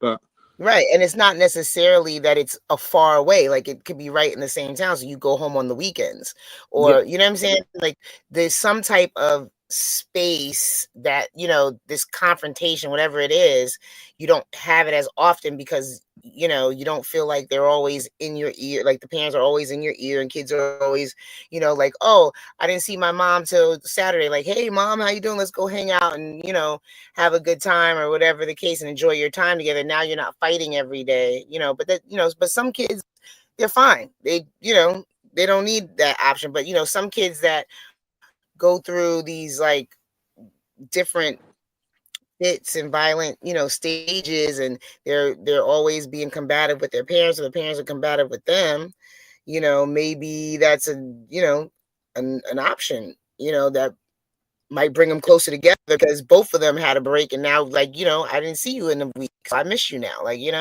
I don't know, just food for thought. Good night to hear. Bye. Yeah. I think it's night to hear, my bro. I'm checking WhatsApp now, just as I'm speaking. Because I'm going to get help there. You're going to help me. Joshua's been in a holding pattern at Alternative House for 30 days. But this afternoon, his life is about to take a radical turn. After lunch, Josh will be loaded into a car and transported back to juvenile court, where he will face battery charges for hitting his mother. Well, I prayed that when we go to court, and I'll probably tell the judge where I want to go. And I won't be shy to tell the judge and thank them for the food. And that I could probably get out of here anytime soon. She'll make the decision where I can get out of here anytime soon. Like the soonest time. That is the fantasy of a naive young child who doesn't quite grasp that home is no longer an option, and that his opinion doesn't count when it comes to figuring out what's best for him. About 40-some% of our kids go from emergency shelter back home or to a family member. But in Joshua's case, that would not be a safe thing for everyone involved. He needs a lot more supportive services, and perhaps for an extended period of time. Sometimes Josh will have a perceived wrong, oh, so-and-so got in line before me, or he stepped on my shoe in the lunch line or whatever, and all of a sudden he's ready to cut loose with profanities that you wouldn't expect out of this sweet little face, and he can go from 0 to 65 just like that. His motor is running all the time. I want some cards. I just hope I get to go to a placement, because they told me I might be going to the Ark in Wisconsin, and then they told me I'd be going to Cornerstone, and I'm hoping I go to Cornerstone because I don't know nothing about the Ark. The place Joshua will call home for the next 6 to 12 months is likely either the Ark, located several hours away in Wisconsin, or Cornerstone, which is close by. Joshua has no idea where the judge will send him. I swear the testimony that you're about to give will be the truth, the whole truth, nothing but the truth to help you God. I do. Please be seated. This is the matter of Joshua Cordell, cause number J99. As his battery hearing gets underway, Joshua has one shot to plead his case to the judge. Said child did knowingly or intentionally in a rude, insolent, or angry manner touch Angelita, which resulted in bodily injury. You are charged with battery. Do you admit or deny that? I admit. You admit? Where did you hear it? I don't really. In the face, on the arm? In the face. But it was an open fist. It wasn't closed. Okay. So then you went outside. And then the police came? The hearing continues with Joshua's case manager explaining that both Cornerstone and the Ark have accepted Joshua for placement. One facility has been recommended over the other. The case manager reports it has more kids Josh's age and can provide the intensive counseling he and his family need. Joshua's mom isn't so sure. We're not familiar with either program, and we know that family therapy with Joshua is something that's, we really need that. And I don't know how easy it would be to do that if he's placed farther away from home than, you know, the Cornerstone.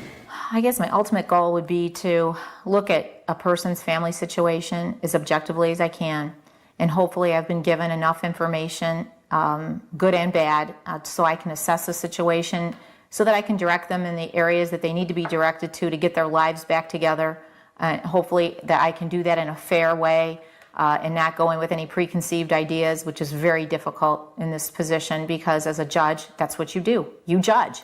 With a case file of information in front of her, with testimony from the therapists and counselors and family members, the judge is ready to make her decision. What I'll do today is, as I said, make the child a ward of the court, order that he be placed at the Ark. With those words, Joshua's hopes for help close to home are dashed. Joshua, do you have any questions, honey? No, ma'am. Okay. Well, good luck to you. Outside the courtroom, Joshua and his family get a chilling slap of reality. The transportation has already been arranged and they need to speak with you. Okay. So that they can give you directions and make sure all your questions are answered. So we should take like his winter coat and stuff like yes, that up there? Yes, a lot of winter clothes because it's cold in Wisconsin or in the wintertime. Other than that, the Lake County Division of Family and Children is dismissed and the probation department takes over from here. I'll see you, Josh, tomorrow, okay? I'll bring you the video. All right, thank you. So did you understand everything? Yeah. You ready? You understand it's not because we don't want you, it's because you need to get some help so you can be a better person. So you're not a statistic? Is there anything you want? You want your blankets? No. Still fit you? No. Anything else? No, you sure? Then why are you so quiet? It's nothing to say. Okay.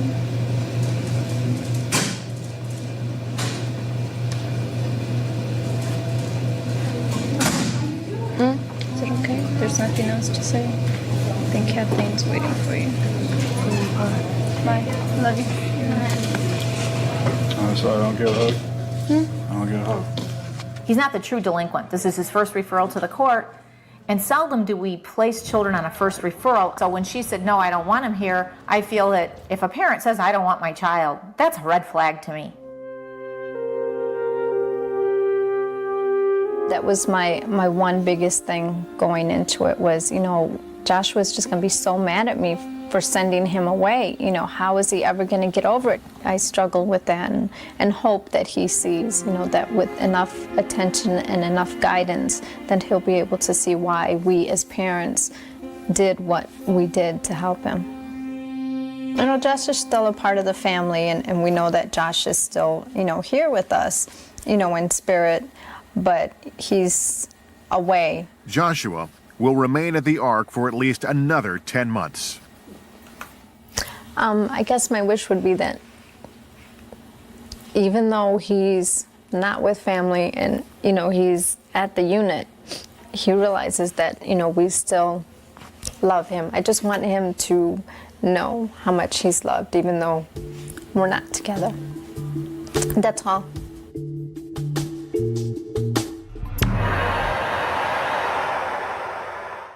All right, we're ready for our 115 now.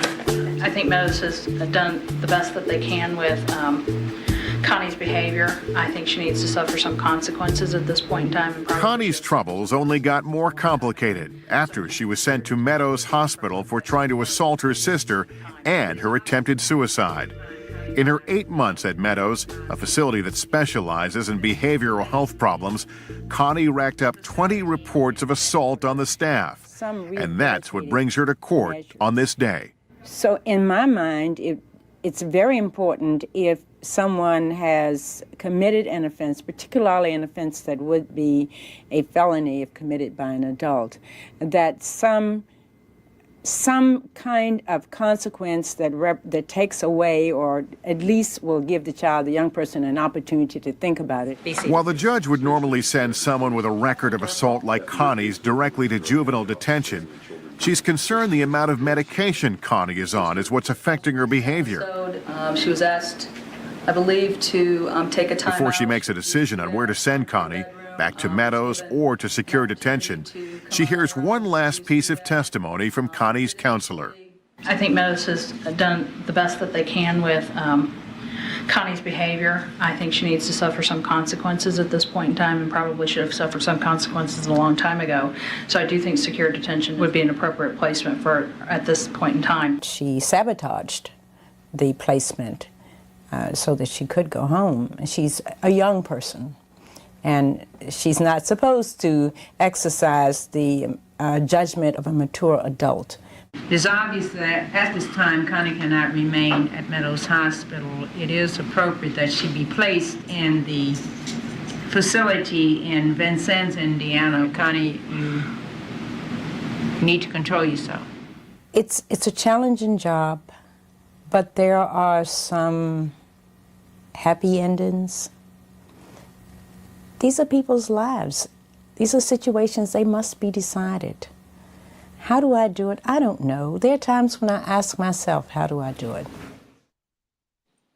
Several months go by as Connie sits in secure detention. Unlike her stay at Meadows Hospital, Connie plays by the rules and quietly serves her time. As her next court date rolls around, her mom, Becky, is still worried the judge might not let Connie come home. I hope she says, Connie, you get to go home. I do know it's going to be tough. She will be placed on very strict probation, but I think home, being with the people that she loves, is what she needs.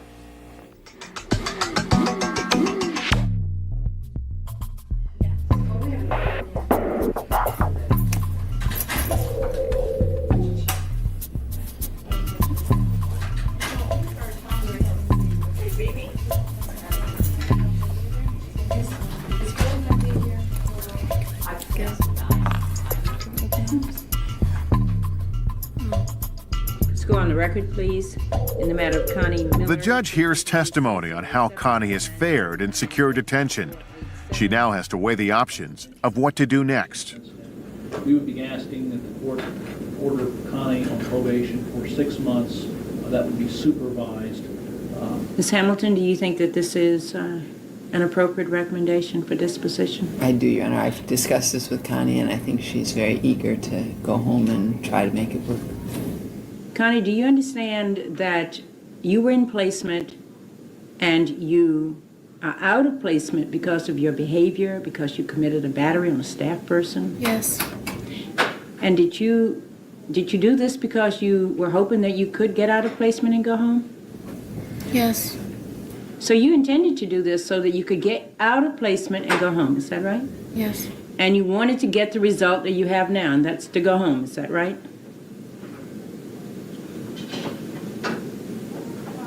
Yes. You pushed the staff person so that you could go home. Now you will be on probation. And if you violate probation, Connie, then the consequences, if you come back in this court again, will be more severe than they have been, than they are this time. And I am quite frankly disappointed. Your behavior to get your wish by physically assaulting someone is of great concern to this court. You did not learn very much at all. It is the decision the judge must make. Well, I'm just getting angrier and angrier. I mean, if she wanted to go home and she's going home, I guess she played the system, did she not? Yeah. Like she played you at your game. You mad at her because she played you at your game? No, I'm not talking about her in particular. I'm talking about the preceding one. No, I'm saying the judge is mad because she played her at the game. She played the system's game. Oh yeah. So, Absolutely. you know, she was smart enough to know, oh, okay, you're gonna send me home if I do this, so let me do this and you send me home. You're gonna send me home. Yeah, exactly. Right. How would she Like, not? I think the judge is mad because she played them at their game. And the They don't other like one that. what really annoys me is that they've put them into the judicial system to then offer them family counselling. Surely the family counselling should come first before they need to put any child into any kind of judicial system. Right. That come Pretty first. much. Let's try Pretty this. Let's try that. Let's try the other. If it all fails and this keeps happening, then we'll do it again. You know, we'll go back to the jury. We'll go back to court. Sorry. And if that's the last resort, as far as I'm concerned, when it comes to kids, the very, very last resort. Yeah, it's yeah. I didn't really like that either. As a parent and who has dealt with similar situations, I'll tell you what, I'll fight my kid to keep them at home with me before I sign them over to the government, as if they know how to raise kids better.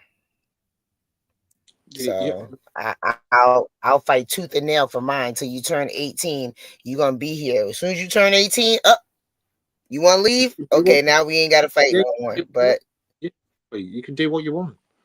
As soon as you turn the legal age and you're a child, if you want to leave, and I guarantee you, if you leave, you'll want to come back. But if you don't and you're standing on your own 2 feet, then it means I've done my job properly. Right. I mean, and that, as far as I'm concerned, but just first port of call, calling the police, and letting the judicial system deal with them, and taking them away from you and putting them in homes, and then you turning up every now and again when they get a court hearing, and you patting them on the shoulder and say, "Can I get you anything? Can I give you your sheets? Do you want your sheets?" I'd say F off. And he'd be like, "No, I don't need anything." I'd go, F off. I'd never want to see you again in my life. Why would I want to? I mean, I remember people saying, "Oh, if they want to run away, just let them run away. Don't stop them from leaving." Are you crazy? Yeah, exactly. I'm not just letting my kid walk out the door and run away. If it's got to be a confrontation, I'll say, in order to keep you in the house because you're trying to run away, guess what? It's going to be a confrontation. Because I'm not just going to move to the side and let you run out the door and go somewhere and we don't know, where you going. I'm not doing that. So you be out here in these streets. These kids don't know what's out here in these streets. I'm the parent. I know what's out here in these streets. Mm-hmm. They think they just trying to get away from the parent. They don't know what they stepping into when they walk out that door. So if it has to be a confrontation in order for you to stay in this house until you turn 18, then that's just what's going to be, buddy. Yep. Like, that's just me, Totally get you. And fun fact, I ran away from home when I was 15. And I ran down south. I lived up north and I ran down south. And my mum came and found me and then decided to stay with me. So we stayed down there and we got, because I'd already found a place, then she moved in with me and then we stayed down there. So at 15, you can get your own apartment in UK? Yeah, no, you can't. But I just forged everything and got my, I was very smart. I was 6'4" at that time. So people just believe me. Yeah, no, I had kids that, you run away and you up the street at your friend's house until, their parent gets home. But now what you gonna do? Sit outside, by the electric box. Mm. You don't have no plan. No plan. What? You walk out with your little rucksack on your back. Ada, what's going on? I just looked at the chat. What's going on? Hey, Bonnie, what's going on, Ada? What am I looking at? Did you send me something? Hold on. Ada's been trying to get you guys to look at something for her. Yeah. Need to right. So we need to find the links of Ada's videos because Atwood Channel wants to look at her videos, so for her to go on and tell her story. Okay. So You're we gonna need to send find it to them? Is that what they want? Yeah, I'm over the week. subscribed to Ada. Over the weekend, Ada. I think it's Ada. Do they want ones from your channel or the interviews that you've done on here? Just let us know in the side chat, love. If there's the ones from, we'll have to go back through the videos and see which ones you came up on, so that we can pick out the videos. Yes, guys, you gotta excuse me. I'm a little slow today because I'm working off of an hour and a half of sleep. So can I just say to everybody, by the way, and I know, Steph, I know before you say it, it's not there quite for you yet on your side of the planet, but on my side of the planet, it's Steph's birthday, everybody. Steph's birthday. Happy birthday to you. Happy birthday to you. Happy birthday. Thank you, brother. I appreciate it. I am 1 year older in the UK. So half an hour. Appreciate I just popped in my mind. But yeah. Let's continue. Let's get to the end of this one, and then. So the judge must weigh the facts, the evidence, the law, and make a fair, impartial decision. That's the job. I think that you owe the community some hours of work, and public restitution will be 40 hours of community service done with a not-for-profit institution.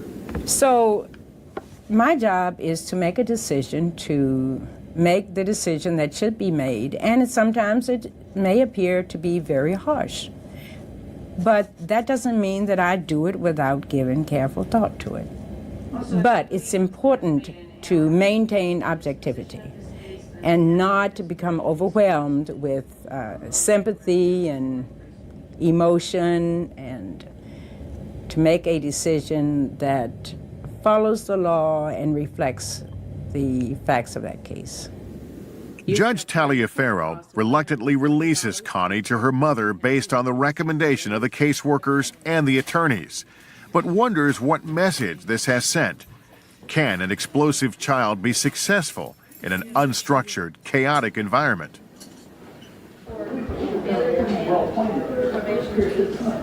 And then they can add more to it, which means you need to pay that much longer. So, all right, I lived up to my end of the deal. Well, let's see if you're gonna live up to yours, all right? Now comes the hard part. You gotta move back in with the sister and the brothers and the mom, and go to school every day. It's gonna be hard. Put up with me family therapy, individual therapy, mental. Connie's success will ultimately depend on her family support at home, a family we learn will not stay together for long.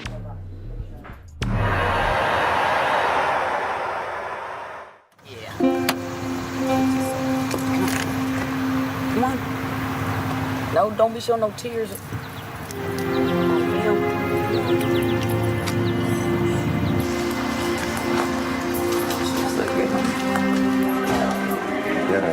Hello, come on in. Welcome. Here in just a minute. 9-year-old Chelsea is about to make a heartbreaking transition for a young child.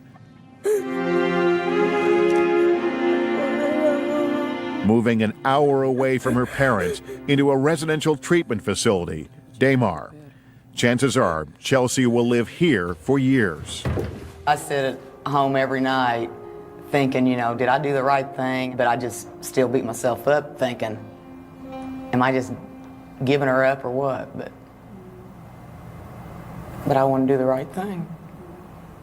Well, you're doing the right thing. After nearly 10 years of her daughter's uncontrollable behavior, Chelsea's desperate mom, Linda, has made a choice that once might have been unthinkable. She has signed over custody of her daughter to the state, making way for juvenile court judge Viola Taliaferro to send Chelsea to Daymar.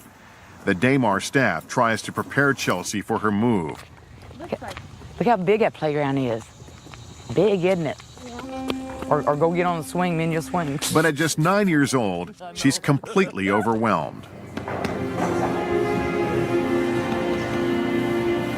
Some of them want to go home, and they want to go home very badly.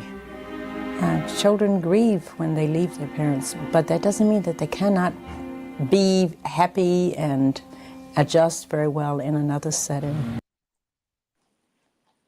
I'm sorry, but I need to know if this judge has children. Just, I just need to know if she has children. What did this 9-year-old? What is she in for? Because I missed it. I must have missed hers. No, What is she in for? she wasn't mentioned. This is the She first time wasn't mentioned. Okay, so we don't even know. No. Okay, I thought I missed it. Okay. Oh no, sorry. Yes. Are you leaving? Well, just Yeah, so no, this it's because the mother has ODD, right? So they said that the mother has oppositional defiance disorder, and she has some. Well, but they didn't even explain to people what that was, right? The narrator just said, this mother has ODD and something else, and she can't look after her daughter. So then she voluntarily gave this child up, basically. What the heck? And where is the family? Like I am so sick. Like this irritates me because it's like, okay, you give your child up. Where do we get to the system before we go through about 5 cousins, 2 uncles, 3 aunts, a brother, a sister, a grandma, grandpa, great granddad? Like where's the family? Like I find it hard to believe nobody has a family. The main reason this is annoying me so much is where is the help before it gets to this? And like you're family, but on the state side as well, where is the help before it gets to this point? If you know that a parent is struggling, help the bloody parent. Help in Indiana. I don't know. Indiana, I'm side-eyeing Indiana right now, how they do stuff. Because this don't make no sense to me. Like offer help people in the United States, in certain states, in Indiana. Offer help before you send kids off to live in institutions. Say, right, okay, I'm a judge. I've got a brain, obviously, because I've studied for this amount of time and I know the law and I know this, that, and the other.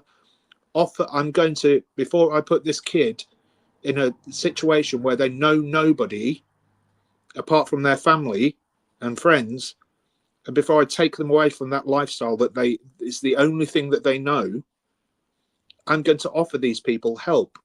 That's going to be my judgment. I'm going to say, right, I'm going to order that you need to go for parenting classes, you need to get family therapy, you need to do this, that, and the other. Put the money into that other than CPS, and give CPS a quota.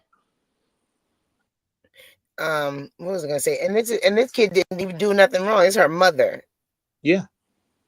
So this would be a perfect example of why we would have residential schools, right? Because you wouldn't put her in CPS, but she would be at school, and then she could visit her mom on the weekend or whatever the case. And some of that responsibility. Because what did that kid do wrong? That kid didn't do nothing wrong. Exactly. And what annoys me a lot as well is the narrator on this, just by saying, when this case first came up and she was sat there in a yellow top, and he just said, this mother has ODD and whatever else he said that she has, but didn't explain what that is. And to most people, they wouldn't know what that is. I know that it's oppositional defiance disorder. Yeah, I know what ODD is too, but the thing is, like, even if it's not family, what about friends? What about friends? Somebody. It doesn't have to be the system. Just somebody that she can go to that can keep her while her mother works out whatever issues and gets on medication, because clearly. Oh yes, they You did. know, Right. So this is the woman, right? They said, and thank you, Renee, for jogging my memory, because I've got ADHD, so I forget really, really quickly. So I'm surprised that I even remembered that they said that she had ODD. But they said she's got ODD. I'm not sure about the ADHD, but they said this woman has ODD and has mild to moderate retardation. so is it No, the mother or the daughter that has it? but they said that she's mildly to moderate retarded is the word that they used. Who And the I put, mom? yeah, the mum. And I put in the side chat, mildly to moderate retarded isn't a condition. What does that have to do with her taking care of her kid? And like, I'm confused. The kid been with her this long. You can tell how angry I am because we're not even allowed to use the R word. But Yeah, that is not like this. not Yeah, this is starting to irritate me too. All right, let's go on because this is getting irritating. Few minutes. Okay. Will you help me? Hey, lay your shoes in your closet. I want to see if I can fit in them.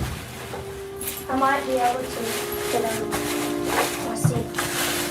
Hey, Mom, I can. Okay. Hey. Chelsea. Come here. You're gonna have some fun up here. Right? Don't do it. You won't get me crying. Let's do a visit and call. I love you.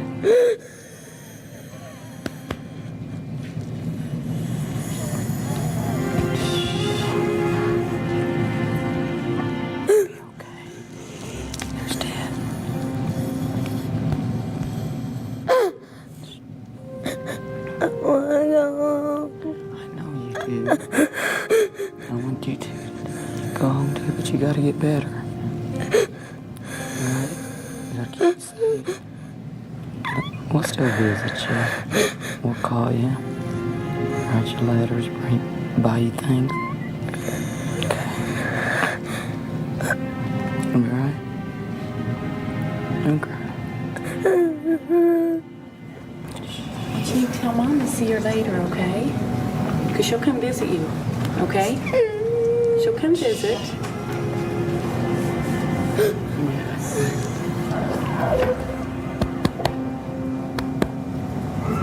I love you. Love you. Don't do this, Chelsea. Don't cry. Do you want to go see the pins and stickers? Come on, let's try out those tears, okay? Come on.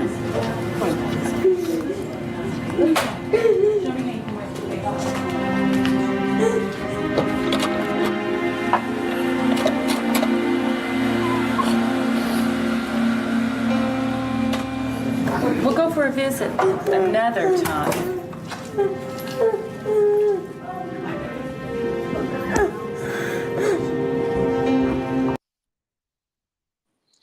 I need to give everybody a break.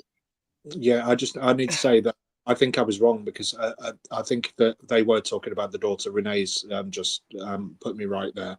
They were talking about ODD and the mild to moderately odd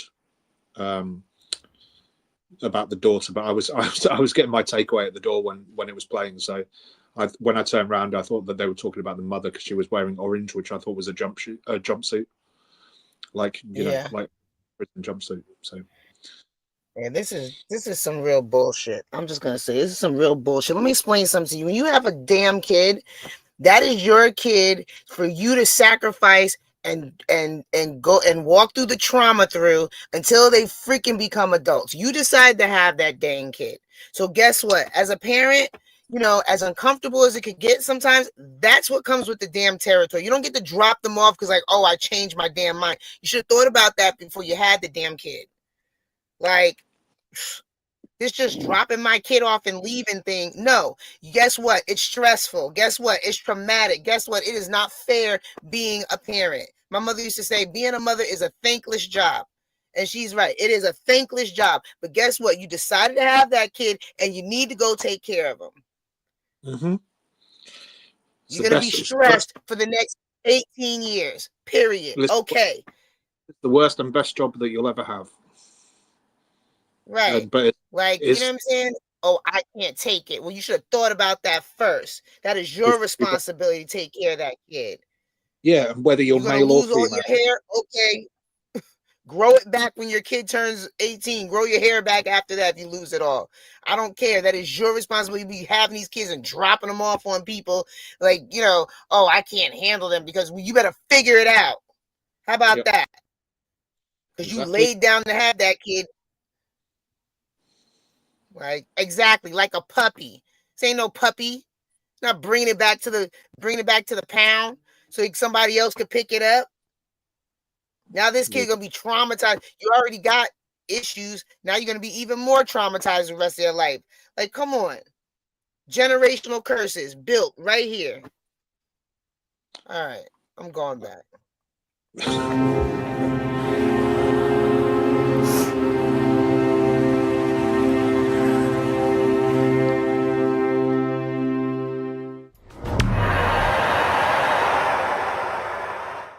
So you're saying that I can never see my son again because of this bull? Behind the closed doors of America's child welfare courts lies a toxic mix of angry parents, confused children, and powerful judges. Sir, the next time you use foul language here, I'll remove you right now, and then you won't find out what's going to happen. Do you understand? How can you stop? Do you understand that, sir? Jail inmate Raymond Cruz is learning that the hard way. When we last saw this angry dad, he was in front of juvenile judge James Payne because his son, who he calls Baby Raymond, is a ward of the court, considered a child in need of services. Raymond is in jail on charges of stalking and fleeing from police. Even though he's now behind bars, Raymond wants to see his young son. During his last court hearing, he was furious his visitations had been halted. Well, but that's not fair for me not seeing him. I didn't even point a damn gun at nobody. I wasn't stalking her. I'm in a damn criminal court with a mean-ass judge. Don't really give a damn.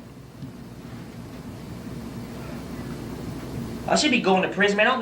Following this court appearance, Raymond returns to his jail cell, where his emotions continue to boil over about Judge Payne and his girlfriend, Dana. I guarantee, like Judge Payne don't understand. He's stupid, because when that case is over with, she'll be back at her mom's house, and I know exactly where she's at. And she don't need to be leaving baby Raymond there, because they're going to be stupid, because when I get out, I'm coming to see him. You know, I got ways, to see him. 2 months after his jailhouse tirade, Dana did exactly as Raymond predicted. Yeah, now I moved back in at my mother's residence, which is with the children, and they're doing real good and real happy, and I'm just really thankful. I hope that Raymond really gets help and he's able to see the baby with no problem, because I feel that him being his father is also important for the baby to see too.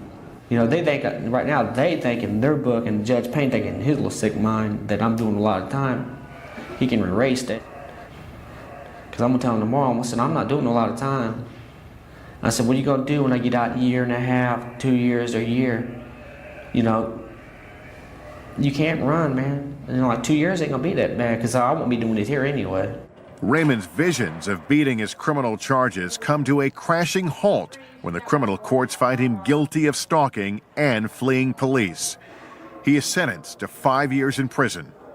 One thing that all judges have to learn is, how do you maintain a judicial temperament that means I don't lose my temper at you even if you lose your temper at me, and to recognize finally that ultimately the authority is in the court.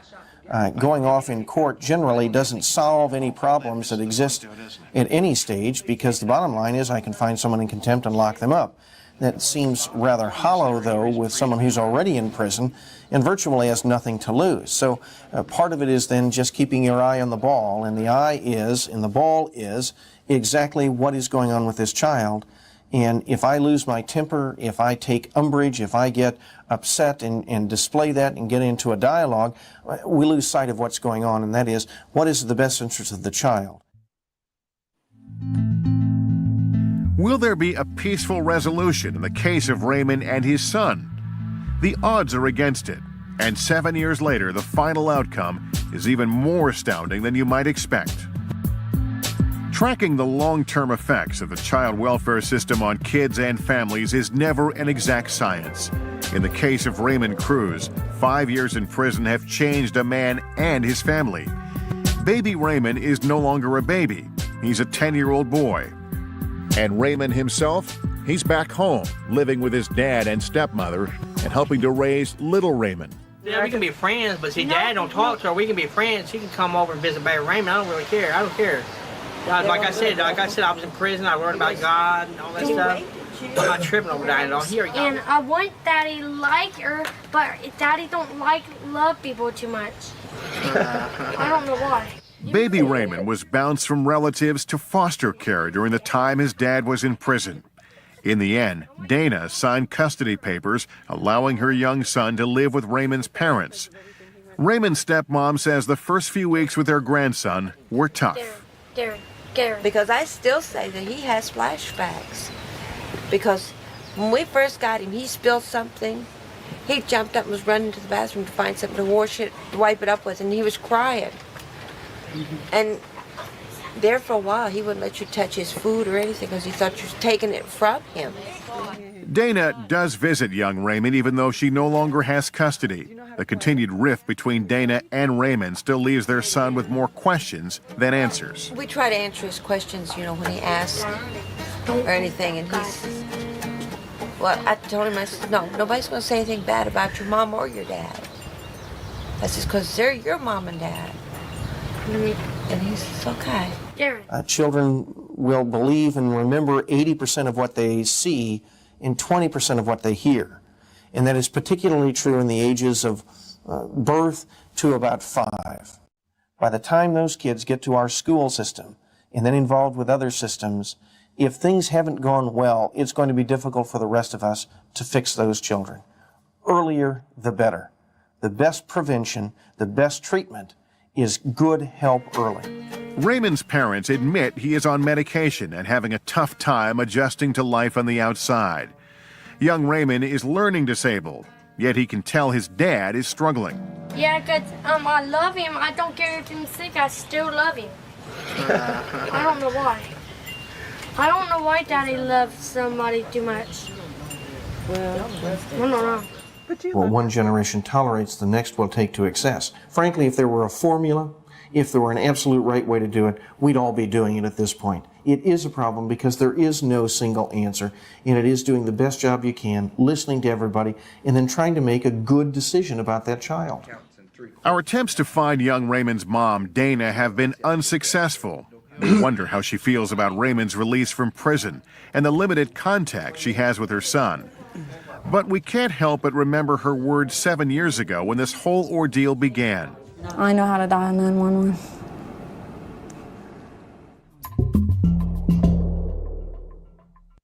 The kids that come to Daymar have severe challenges. Chelsea has come back and she has done even better in the program.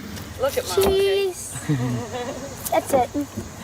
9-year-old Chelsea was a scared and distraught child when we met her several years ago.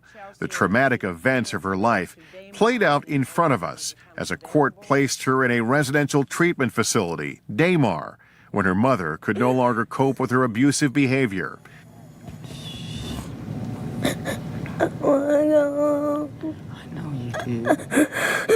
I want you to. Am I right? For 3 years, Chelsea lived at Daymar and made great strides in controlling her anger. She was ready to move on and move home, but couldn't because of her mother's own problems. So instead, Chelsea moved in with a foster family. Outside the structure of Daymar, Chelsea found it hard to cope. Just 15 months after moving out of Daymar, Chelsea moved back in. I feel great, but I just want to go home and everything. I really want to live with my sister instead of my mom because she's not doing so great. Chelsea is now living in a Daymar transitional home, and she's no longer the dazed little girl clinging to her mother's side. She is now a 15-year-old young woman, going to Daymar proms and trying to be every bit the typical teenage girl. Chelsea's mom, Linda, visits every week. Got this. beautiful. This. Just a skirt. It's just a skirt. This shirt. Sort of like mine. And this outfit. And the shoes. Daymar Residential Director Karen Kelsey says teaching Chelsea to live independently is key because ultimately she may never return home to her mom before she turns 18. This is a smaller, more laid-back atmosphere. She only has 2 staff, and she only lives with 2 other individuals. So it allows her a more home-like environment where she can practice some of the skills that she's been taught. No one can say for certain when or if Chelsea will return home. Kids at Daymar can stay until their 22nd birthdays, but most transition out at age 18. According to the Child Welfare League of America, approximately 25,000 young people age out of the system each year, and many of those become homeless at some point. When we ask Chelsea where she sees herself in the future, she doesn't hesitate to answer. If you come to see me in 5 years, I think that I'd probably be moved out on my own. And I would like that.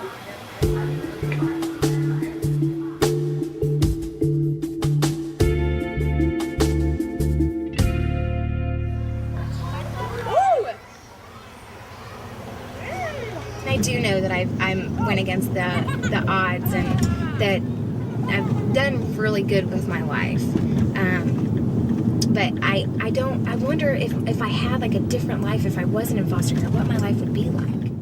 Over and over, as we've spent the last 7 years documenting the lives of children in the child welfare system, we hear the same words.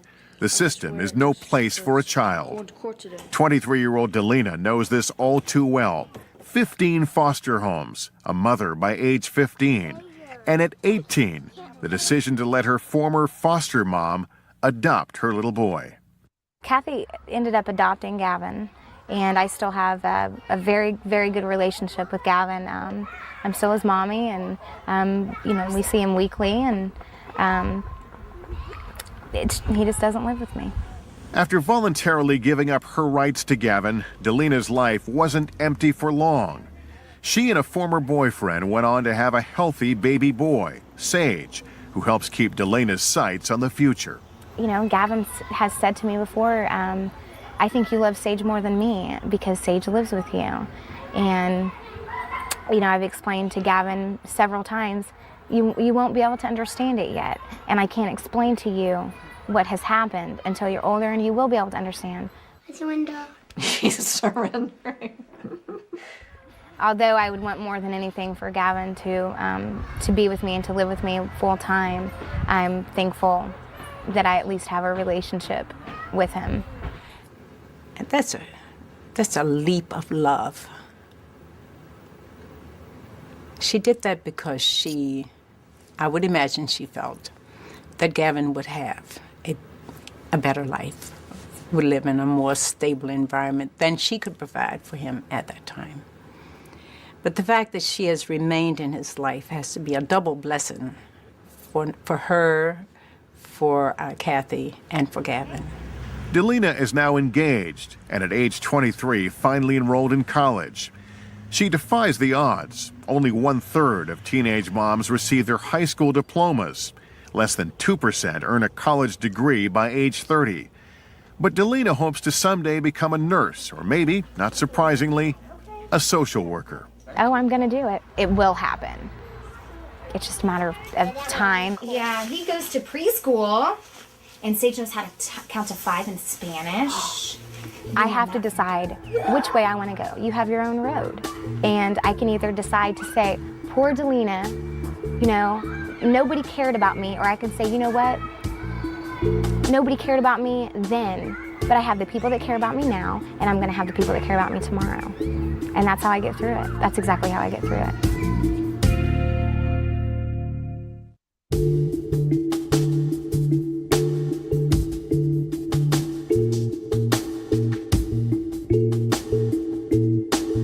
There's a lot of power that the position has.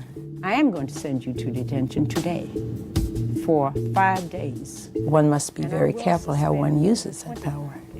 It should never be But it is my job to make the final decision. I can't run away from that.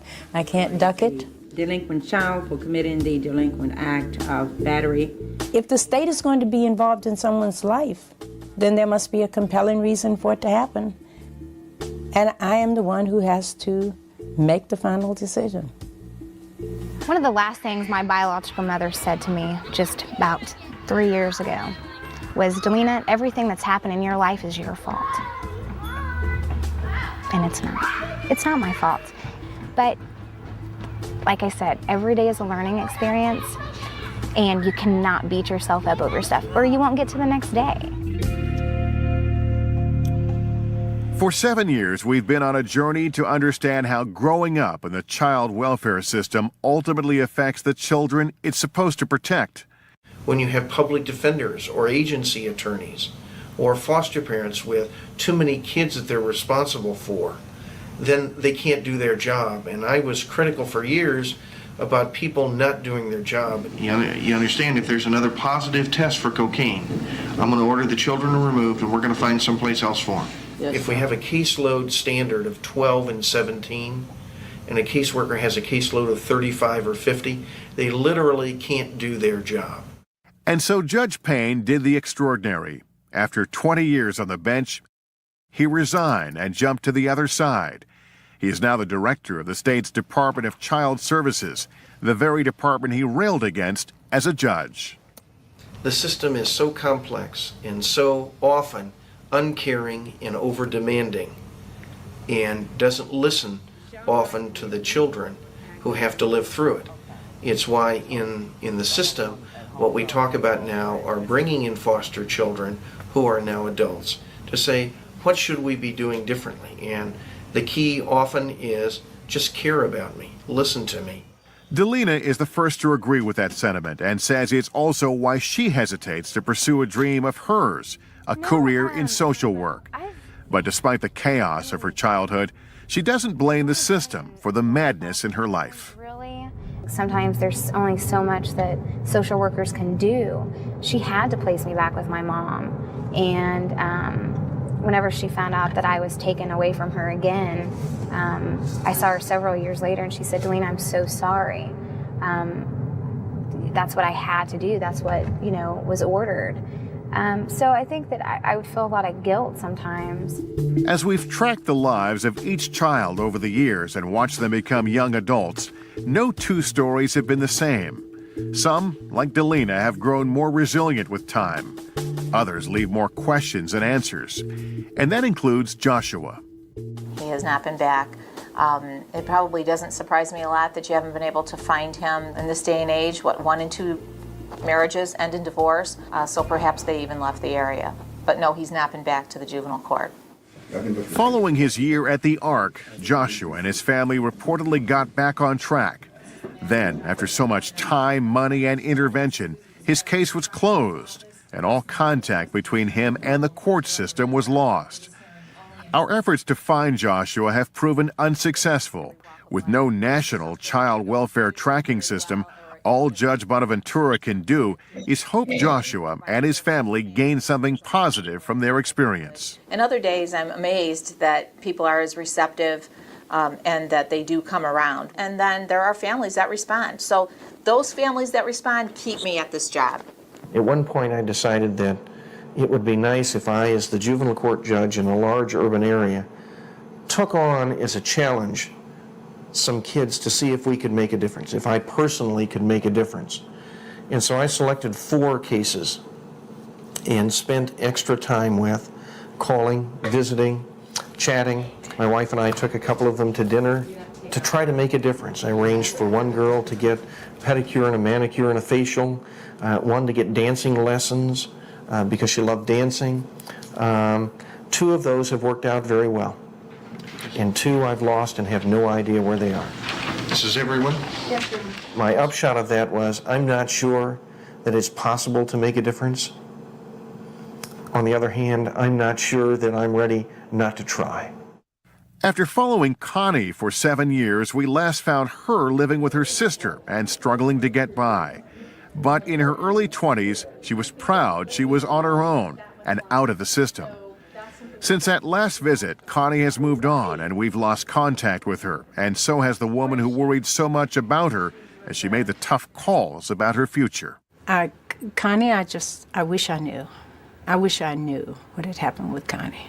As for the judge herself, she's now retired. They were the people that were pretty much ruling my life. And, you know, I wonder sometimes, you know, why did I get bounced around so much? You know, once I started really having a voice and being old enough to voice my opinion, Judge Taliaferro really listened to me. I think she did a lot of good things for a lot of people. In the end, after 7 years of filming, what we found is this. Kids raised by the system become dependent on the system. Sadly, there's little in terms of a safety net once they become adults. Their stories are usually shielded from the public. In turn, their names, their faces, their struggles, their triumphs are out of sight, out of mind. With more than 500,000 children in foster care, 65,000 parents terminated of their parental rights each year, and more than 2.4 million grandparents raising their grandchildren, the system may be no place for a child. But tragically, sometimes it's the only place. It's always corny when people say it, but seriously, never give up. You have to continue on. And if you don't love yourself, then you can't love anybody else.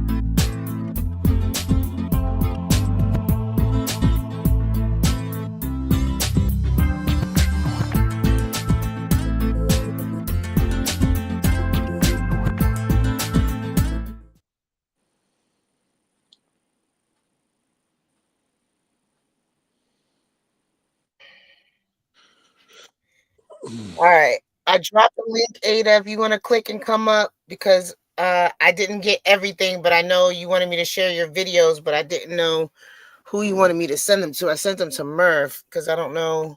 Yeah, no, because yeah, she wants me to send them to somebody in the Atwood channel, but I don't know who was that got in contact. So that's it. Just send them to you so you can send them to Atwood. Yeah, but I just need to know who it was that got in contact with her. That's all.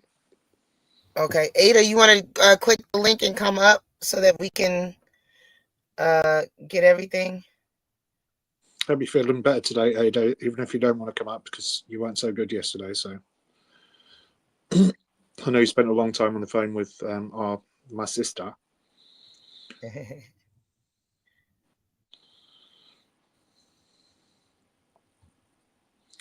So, what's your thoughts on that, then, Stefani? I think it was informative. It was like making me upset that this many people put kids up and just I don't know. I understand if it's extreme, and I don't, because I feel like as a parent, that's just your until your child turns into an adult, that's just your duty to deal with whatever child you had. That's part you. That's half you.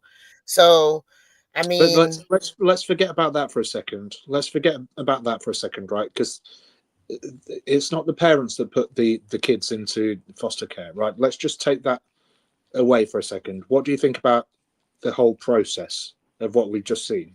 I don't like it. Well, I don't like it. I don't like the way they do things. It kind of sums everything up. I just don't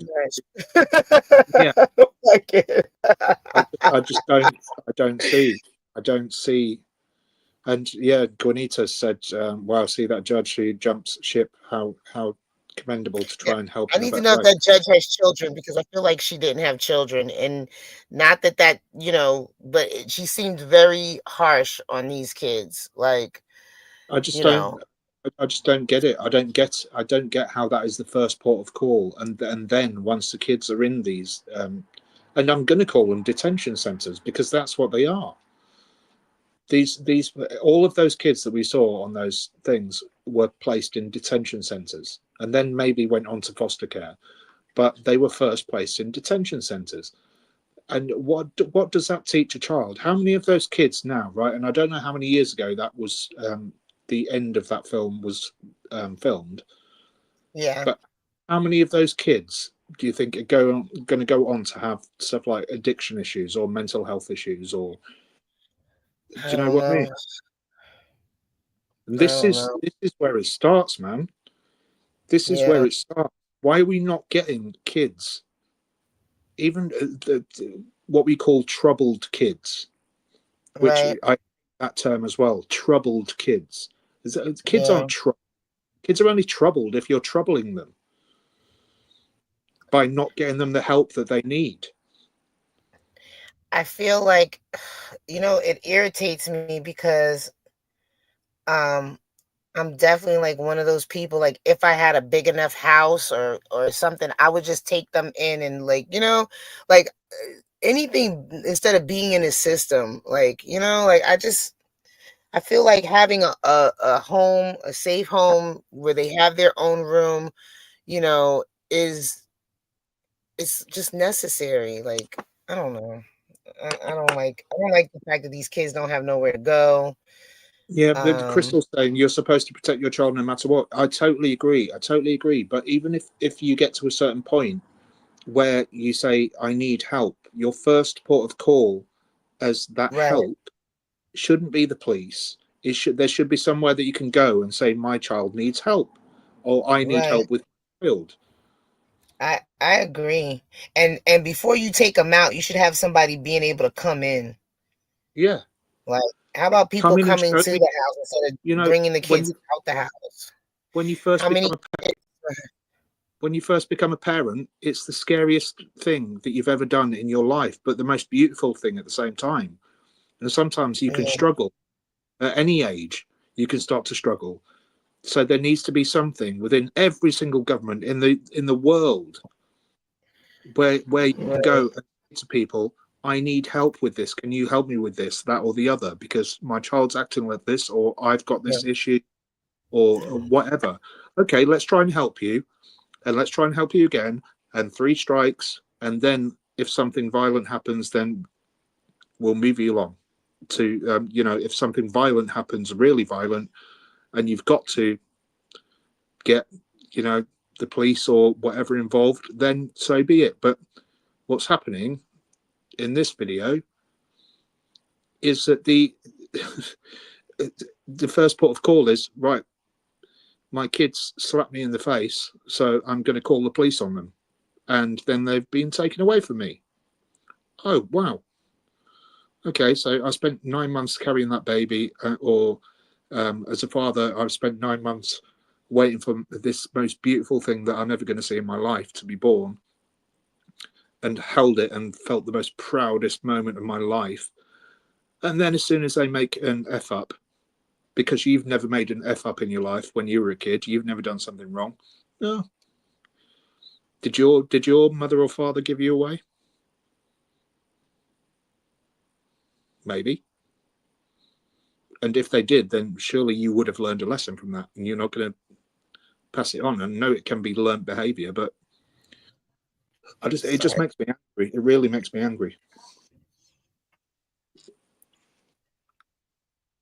The male judge, not the lady judge. I don't know what you're talking about.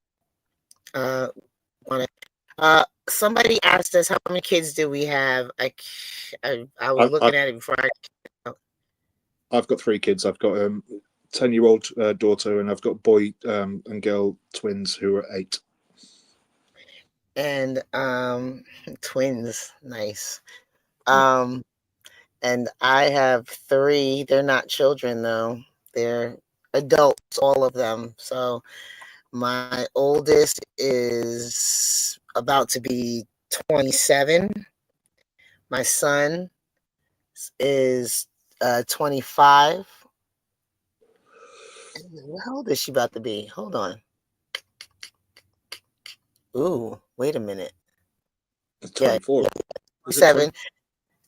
I think my oldest is about, I think she's 26. I think she's about to be 27. Ooh, I can't remember. But she's going to be, I think she's going to be 27. My son, no, she's going to be 28. She's going to be 28? Oh my. I don't know. Hold on, I got to do the math on that one. She's a grandma. Yes, She's gonna be 28. Oh my god, she's old. I gotta make sure to make fun of her. Yeah, she's old.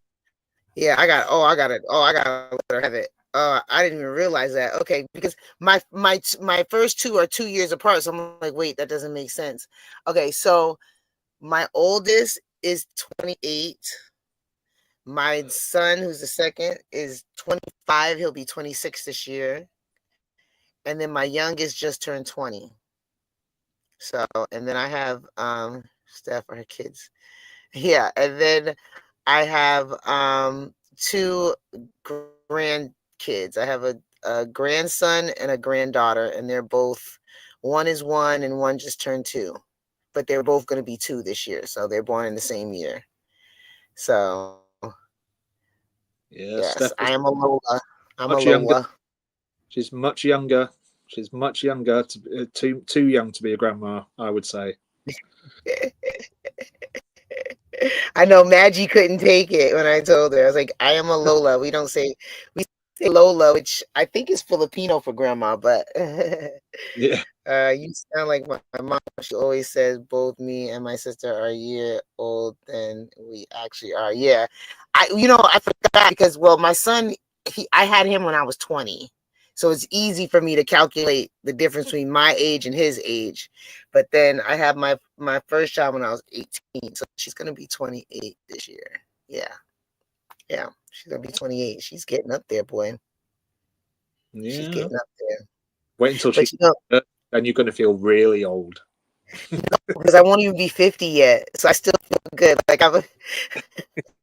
That's what I always said. Right. So I always said that. And that's why I had the snip after the 3, because we call it the snip over here, vasectomy, because I thought, right, I've got 3 kids now, and I'm still gonna be 50 when they're all 18. Do you know what I mean? Yeah. I'm still gonna. Yeah. I'm still gonna be mine. Yeah. Yeah, mine when she turns 30, I'll be 48. So so I don't feel nothing. Thank you, Truth in Me. Did Ada want to come up? No. I don't know. She didn't say. Okay, I dropped the link, but yeah. So yeah, and so then there's a slew of other children that I've pretty much helped raise that are probably grown now somewhere in the world. But yeah, like I would definitely be that person that would take kids in, because I had said, like, if I ever got enough money, I would take in like the older kids, like older teenagers that are like 16, 17, so that the last 2 years before they, graduate high school, to help them kind of get set up for their next like chapter in life, whether it's going to be going off to college or whether it's going to be like, getting a trade and and going to work and having their own apartment. Like I don't like the fact of just turning them out when they're 18 and like, oh, you fed for yourself and now they're struggling. Like I feel like the last 2 years, they have a good foundation for setting them up for success in life. I would love to do that. Steph, your internet's going out. You're sounding a bit. Is it? Oh, great. Just a bit dashy. I've been fighting with it all day. Sorry, guys. No, I was just saying, can you hear me better now? Yep. Okay. I was just saying that if I like had a choice to take in, I would take in the older teens, like 16, 17. Usually people don't want them, or, that's what they say anyway. And basically, I feel like the last 2 years before they turn 18, like that's a pivotal time to help them, like, just set up for life so that they could be successful and stuff like that. So either whether it's like getting them set up for college in their next step, or whether they're going to trade school, or going to work and get an apartment, like I would want to have them come in at that age to help them, get set up and be successful. Their next step, not be just turned out and not have anything to take care of themselves. So Yeah, no, I think that's a great idea, and I think you'd be bloody brilliant at it. You know, I think it's something that you can aspire to do. We'll get you there, my love. We'll get you there. We just need to get the we need to get subscribe count up, people, so she can go full time as a YouTuber. Yep. That's what I would want to do. I mean, I mean, I would take in any kids really, but I just feel like, you know, I've heard a lot about the older ones. People don't usually want them because they will always want the little ones and stuff like that. But I would definitely like make it a point to have a program to where we're just taking in the older ones and getting them set up, because that's really all they need is like some guidance on, you know, what their next step is going to be so that they can enter the world and not be afraid of what's going to happen next. Like, you know, because I mean, that's all college is. College is 4 years of you got a place to sleep, eat while you figure it out. Yep. Like, you know, and then you learn about things that you want to learn about. Like they call her Lola. Yeah.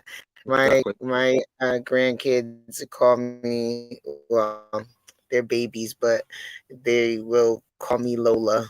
I don't like grandma, even though Lola means grandma, but it sounds better. It sounds better. So, and plus now they learned a different word. If your internet's not working, is this next video going to play okay, or should we save it for tomorrow? I think we're gonna save it for tomorrow. It's 8:25, so well my time. Cool. I wasn't sure if anybody else wanted to come up because I missed. I apologize. I'm a little slow today, guys. I'm working off of an hour and a half of sleep, so I'm not, you know, as sharp as I usually am. And the chat, I wasn't really focused on the chat as much because I was like dead set on that video. Come down and see if your sound comes up. Can you hear me better now? Yeah. Okay. I was just saying that I apologize for being a little slow today. I've an hour and a half of sleep, and I wasn't able to watch the chat as closely because I was in the video. Like I was focused on the video, so I wasn't really paying attention. So if anybody wants to come up before we head out, I'm going to drop the link again for anyone. I think my computer needs to be updated. It just gave me like an update request. I'm like, oh, well, that's probably why it's not working right. Like, I just got it. It already needs an update. If anybody wants to come up, then you're more than welcome to just to say whatever you want. But then we're going to get out of here within like the next 10 minutes or so. So click the link, people. Click the link. Right. Yeah, Steph needs some sleep. She's been working her butt off, and you know. Yeah. It's all right. I'll be better tomorrow. I know. So yeah, like if anybody wants to come up or if you have anything to share, Miss Gothi, I will get those stickers to you sometime this weekend. And can we just before, in case anybody does come up, can we just sing again? Happy birthday to you. Happy birthday to you. Happy birthday, my sister. Thank you, Verve. Thank you, thank you guys. Thank you for all the birthday wishes. I appreciate it. So that means a lot to me. I really appreciate it. I almost forget because today's my tomorrow, whatever, is my dog. Well, for Murph is today, but whatever. So it's my oldest daughter's birthday too. So I have to text her at 12 o'clock and say happy birthday. Oh, bless you. So yeah. You're gonna get sleep and then wake up and text her, I hope. Yeah, well, yeah, hopefully I'll be able to do that without any interruption, but we'll see what happens. So you know, yeah, I know. Never know what's gonna happen over here. You know that I know what you know that I know that you know. Yes. We know. I'll probably Mike was in the chat. Mike, I'm gonna call you. Are you still in the chat? I'm gonna call you before I go to bed. So, because I missed Mike's message too. So if anybody messaged me, I'm sorry I was late. I'm slow. Ada, Murph is gonna get that information over to the Yeah, I just need Atwood to know champ. I just need to know who it was that Ada spoke to. That's all I need to know. But I can text Ada. Don't worry about that. I've got Ada's number, so Okay. I can find that. Nobody wants to come up. Nobody has anything. Nothing. Well, Everybody's good. In that case, I'll say my goodbyes before Steph does, because it's her show. So bye everybody. I love you all. As always, you're a fantastic community. We love you all, and especially massive love to Steph. She's my sister and always will be. And I'll see you tomorrow. All right. And guys, thank you so much for being with us. As always, I appreciate any time you guys get to come and spend over here with us. I hope you guys have a great rest of the day, evening, night, whatever part of the world you're in. And you guys have a good one. Talk to you later. Bye. Mike. Y'all about to end? What's going on, Mike? I was going to show y'all. They just showed me the land. Is it okay? It's too sunny, ain't it? Right now, Murph gone. Wait a minute, Murph just left. Murph fell out. No, he might have got kicked out. Wait, Mike wants to show you guys something. Hold on, Mike wants to show you guys something. Yeah, if y'all want to stay, it's funny because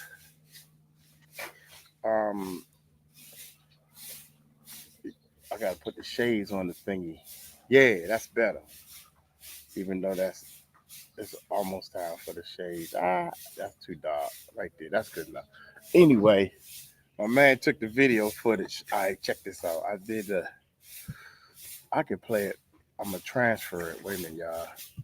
I didn't know y'all was leaving. I was gonna do all this, and I saw you look like you was closing down. Yeah, I was, because I was like, well, it's 8:30 anyway, so I was like, yeah, because we watched videos. It's late for you, right? If things would work like they supposed to, man, I swear to goodness, it'd be a lot easier in this world. Look, it's not showing. Wait a minute. I put the card in.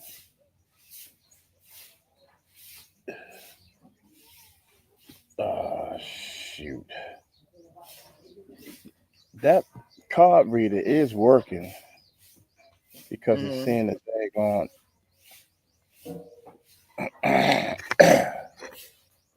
Shoot, this stuff freaking works when it wanna works.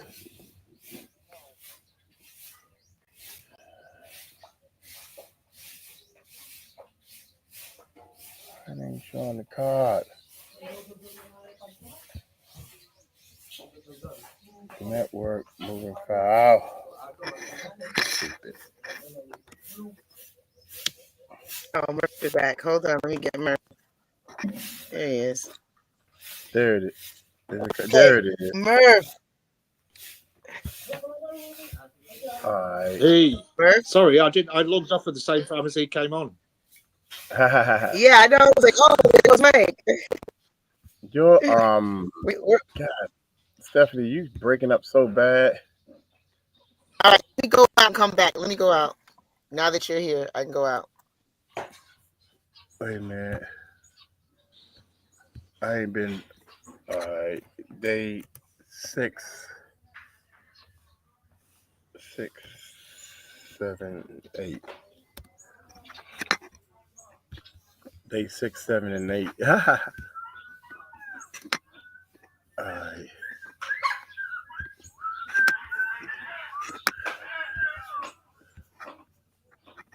Come on, thing. All right. Now to do.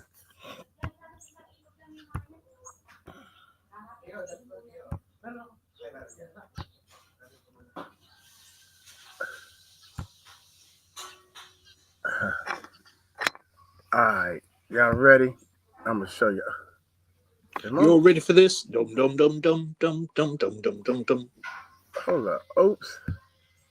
How did that? Okay. This is me here. Okay, we good. Y'all ready for this? That's the wrong music, ain't it? No, you just said you're ready for this. Are y'all ready for this? Dum dum dum dum dum dum dum dum dum dum. Y'all ready for this? Yeah, I was humming the wrong music. All right, let's see something. Invite. Let me see something. Video file. Oh, y'all. Somebody cooking something smells so good. I'm hungry too. I've just had McDonald's. Oh yeah? How long you had that problem? Yeah. Here we go. All right. Let's go with. Y'all want to see the shoes first? Yeah. Wait a minute. We went to the. Up. All right. Let's show this real quick. Let's see. Wait lang, baby Junior. Yeah. Wala, ito pang malaki. Those too big for them. Yeah, I know. Who? Sino una? Ako, ito. Yeah. You want this? Oh, suot mo.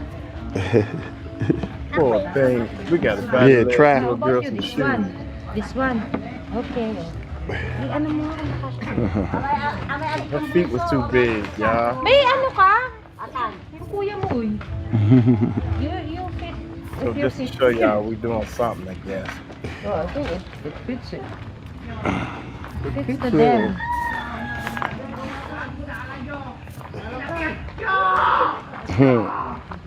Wala dito yung malalitan, laki. Yun yung lalaki sana siya. This is what it's all about, people. Kasha? This is what it's all about. What did you say? Say thank you to Uncle Mike. Uncle Mike. Thank you. Let me see. That might be too big for you. It's too small. Your feet, no? Kasha daw, Kasha? Ay, hindi. Oh, it's not. They too big? I mean, they too big? Small for her. Her foot too big for this. This one. Sukat mo. Shoot. Dahil sa akin yan. Yeah. Sana lalong ay ganun. Sukat mo. Kubalan din, di ba? Kubanin sa kanila. Tapos ano? They fit. They okay? Mali, Sean. Mali. Yung pagsuot mo mali. This don't fit Subukan her. mo nga. This don't fit her? Yeah, it's small. They're too small. The other one. Yeah. Let me fix it.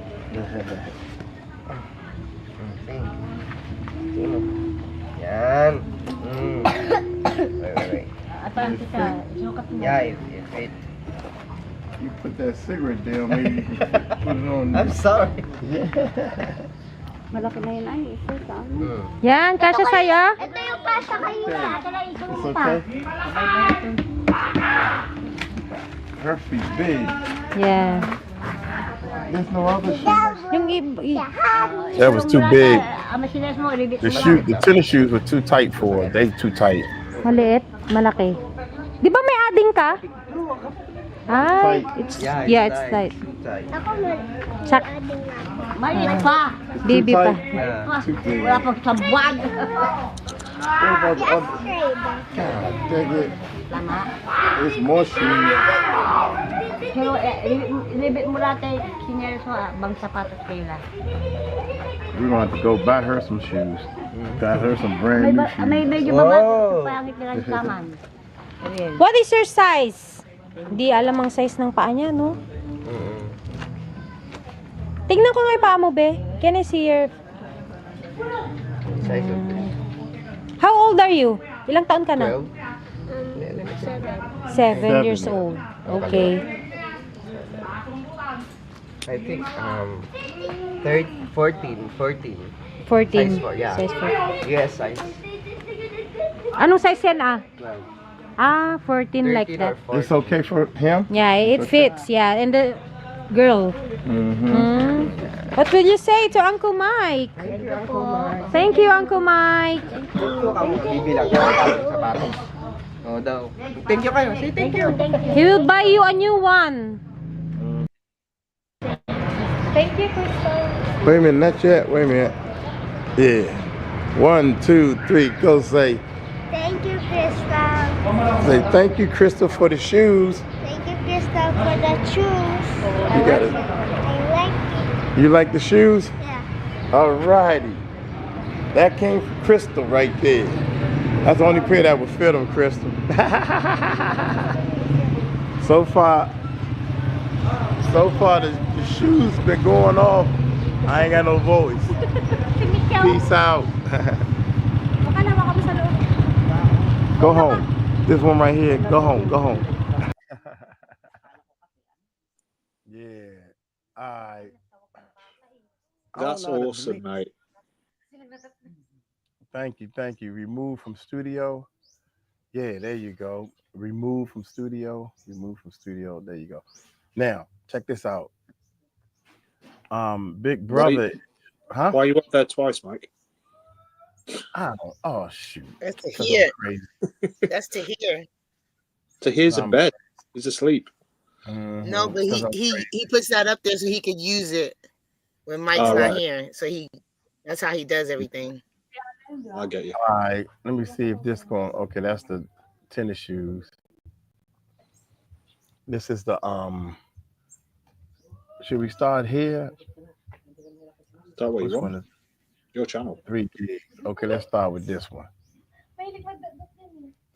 Let's go. Watch your step. Yeah, okay. Watch your step. We are going to see they land where they land in that and where it begins. The land is so much land, but the land goes downhill.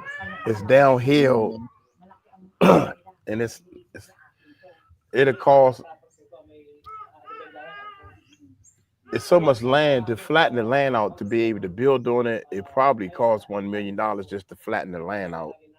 I'm just guessing. I don't know, but it's gonna cost a lot to flatten it. But check this out. That one, You'll see why. See, we up where the house is at. See, that's where the house. This is Mina's house being built. Up. Sa regulator. Okay, watch your step.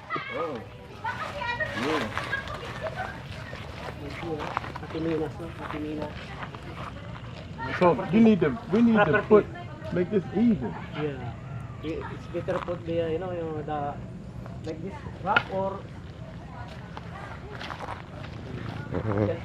The goat come with the land. The goat come with the land. Okay. All right, y'all. We're going down to the river. This one, I plant only one banana tree then until now. One banana tree. Yeah. That's brother man right there. Here. This is until your tree is the end of our property. With that tree, all the way over there? Yeah. That one. This. Man, that's too far. Mike, do not sprain your ankle Yeah, out we'll there. get high. We'll get high. Oh yeah? Yeah. Until like this, the. You said what? I said, don't sprain your ankle out there. Oh no. Okay. No. Man, hit over here. Yeah. Water all going there. Man. Banana. So this is all your land. From that, that goat. Goat, I think there or here. That one then until here. Wow. All this land. Yeah, the land. So far, we down like 2 flights. Like if you upstairs, you downstairs. For all that land, that but all that land right now. when the heavy rains coming, the water will get high. Get high until this one. Oh, so it floods over there. Yeah, all this is supposed to be water. Right now, all this is supposed to be water. Wow. Okay. So where's the river? Here. They keep telling me about a river. Where's the river? There's no river, no water. I don't see no water. Di man tiyo walay mas malinis dyan daran eh. Diyan. This where y'all fish at? Yeah. This way and this way. Pwede tayo nang nito amay lupa, amay lupa. Ay, may lupa. We can go there. I'm assuming they have a rainy season. Yeah. Watch your step. Yeah, Philippines is not happy like When I was little, I used to play in our backyard in the woods. There was woods all like this. I used to run and play all in the backyard. Yeah. It was too, I don't like my food too hot. They think I'm a city Burn your boy. tongue. I don't like that. They don't know that I'm a country boy from the city. I'm a country boy from the city. They keep saying it's a river, but I don't see no river. This is your border? Yeah. Mhm. That's from here. That one, that tree. My mates too, my classmates. That one until here. They're all Kasi para aribis eh. Man, so now we off the land. You know, his grandmother, mother and grandfather. Their land there. Yeah. Oh. The other side. Yeah. Because our borderland, this their property. Oh, okay.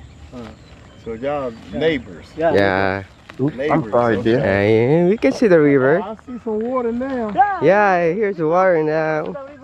I thought they was lying to me all this time. I said, man, she said, we got the river. They're cutting. Ooh, I see a lot of land there. Snake, The Mike. river here. Somebody said snake, Mike. No snake, man. Yeah, she's plenty of water now. Yes, I'm safe from the snake. Hindi, Karaman. Hindi, Karaman. Karaman sa akin. Yeah, it's cool here. It's Fish. See? something different. So the water, the label is from from here, the label. Oh, okay. See, you cannot put the boat here because it's very tight. It's very tight. Man, that's crazy. And that one is a fish habitat. I know the way. Okay. Man. So this is where you were saying they shock the fish? Yeah. Yes, I told you before.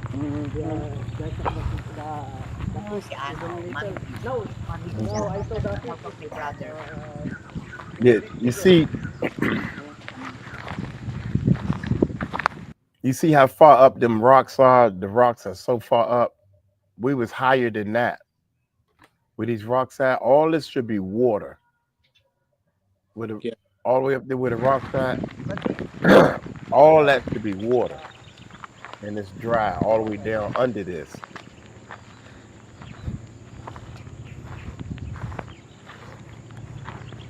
They say they don't know where the water going. Every year, Our land less here and like less this. water. See the label, no? See? This one. Philippines. You know the top. Where are you? The- We in the the- Philippines. the- Yeah. That one then other side, you know. Yeah, see how is the See this, that wall, that should be water. That's the land, that's the side of the wall for the water. Yeah, There should be water on this side. that's why there's so much vegetation there at the bottom end. like shield. Yeah, that should be the side, that should be the land side. Storm water, no? Eating the land. Yeah, the water. So this water should be, all it should be water. Before, River. you see the level before. This should be river. Yeah, the land. Yeah. No, land before. Land. Land. Over there. Land is this one. The before the river is maybe I think far away. Yeah, it's That, wide. Tree before the original water. Yeah, it's wide. It's there. It's up that Yes, high? Yeah. You know This. that. Yes.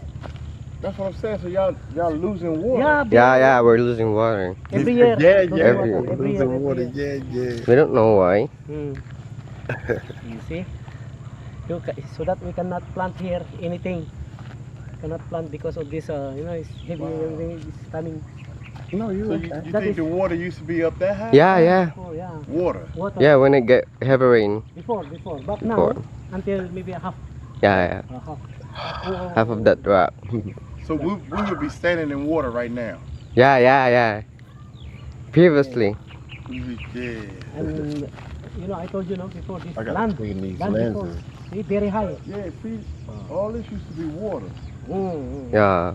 At least from my head. Yeah, he said the land is useless. Starting eating the land there. Starting Mm. if heavy rain, all day. Oh, it's he's cold got- down, then eating water. Ang gapit hindi ba na? I think that ozone layer. You think Yeah, because yeah. the sun is just eating up all the water? Yeah. Yes. It evaporate. It is around. To an ocean? No? No. What is? Okay. Maybe there is a snake or I don't know. This is crazy, man. Yeah. Not and then Inside that rock. Yeah, see this where the in the deepest dalam there is a cloth. They put cloth first. Mm-hmm. Cloth and then Inside that rock. they put That dike. this one. you stone, put then this one. this cycle. They always say that. This one. This one. This one. This one. That one. This the You like this one? This is This leftover. How about you? Leftover. Yeah, this one. You like this one? Yes. This one. Oh. Or this one. See, you can like this imagine one? before this one. You see the Siggy, you siggy. see the This upper, one? Yeah. very high, no? Very high, and then this land before. Yeah. Now totally water. Eating water, then evaporate. My father is crying when he saw the starting eating the land. Yeah, he's crying because he's so many plant, mango tree. Mm-hmm. Oh. Then after all going fall down everything. Then, too much. He said that the father was crying. This is the boundaries. Father was crying because of the land and everything is When lost. I No was good. little, we will plant anything there. We can plant the corn. We plant corn. Peanut. Peanut. Cotton also. Cotton. Environmental change is getting Ay, worse tatanong everywhere. kay Cotton. Cotton, then kamote. What's the kamote? Rock crop. All rock crop. It's a whole lot of work, man. There is over there. There is solar pump. You know. Oh, yeah? You know that white stone. That is solar pump. Huh? Yeah, very strong. Solar pump. They use for watering the all the plants like in our in front of our house. That water using from there. Then there is a pipe. Who goes to those? They tied up. That goat is our neighborhood. Yes. Before I have goat before. Me? Me. But I cannot care of them because I have work. I can go. I can. Heavy rains and storm.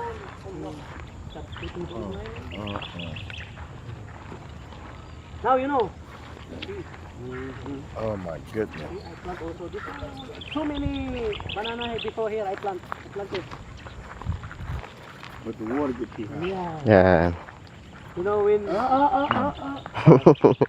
Well, you supposed to know that. It's dry already. That's right. I'm showing him where not to step out. He's stepping in the yik. Boo boo. He's stepping in, brother, stepping in the poop. He's stepping. I said, you don't step in the poop. You don't step in no poop. I don't care. It's dry. It's dry.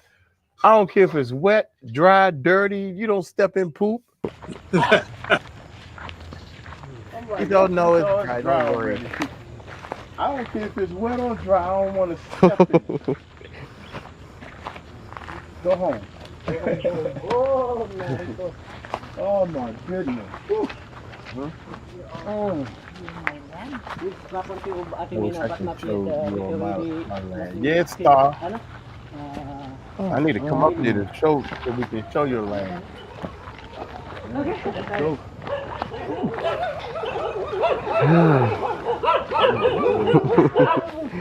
They're like, oh, we got some action.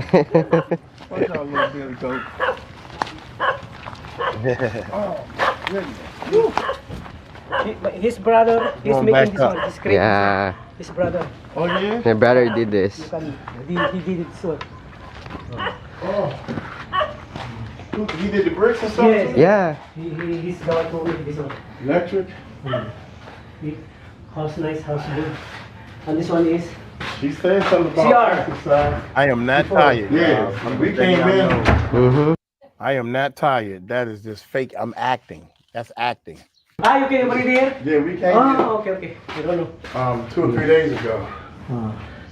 But is that cannot open? I don't know. Yeah, because it's something on the other side. It's okay. Yeah, so Pagod saan? Pagod sa lagi. Tagpunta ko may kunti mo na yun. Dan. y'all missed it. See, you see? I missed Big it. brother, see? The land here, no? See? This one, level. Level. Yeah. That's a map. A lot of land. So it gets to the all the way to the river. Yeah, disappear. Alright. He's tired. You done? It's okay. Yeah, we done. Yeah. Okay, come.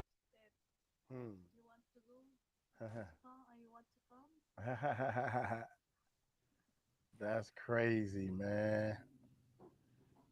Yep, That's exactly. absolutely brilliant, mate. That's do you know what? I bloody love stuff like that. What's the point of visiting somewhere if you don't get to know what the culture and the experiences that how other people in different parts of the world live and stuff like that. Right. I think it's amazing, man, that the look is so acceptable. To me, my neighborhood they would be pissed off if their houses look like this. They would be pissed off, and they sweeping. They sweep. I'm like, dude, this dirt is not worth sweeping. Does that make sense? Yeah. It's like, but this is their culture. They take care of what they have, man. And when I first came over here, I was almost like, I want to run back home and say, hey, y'all, we doing it all wrong. We doing it all wrong. We need the polo shirt. You right? Polo hat and mat. Yeah. But do you know what though? I think this shoe thing, the shoe campaign thing, just that short video that you did. I mean, I was choked up by it, and I don't get choked up by much. Just seeing those kids and how happy they were to get like even shoes that weren't brand new. You know what I mean? And they were like, "Oh yeah, I want a pair. I want a pair." And that's just a beautiful thing, man. We've all got. I mean, I've got hundreds of pairs of shoes for no reason whatsoever because I never wear them all. When I say hundred, I'm exaggerating, but you know what I mean. It's like,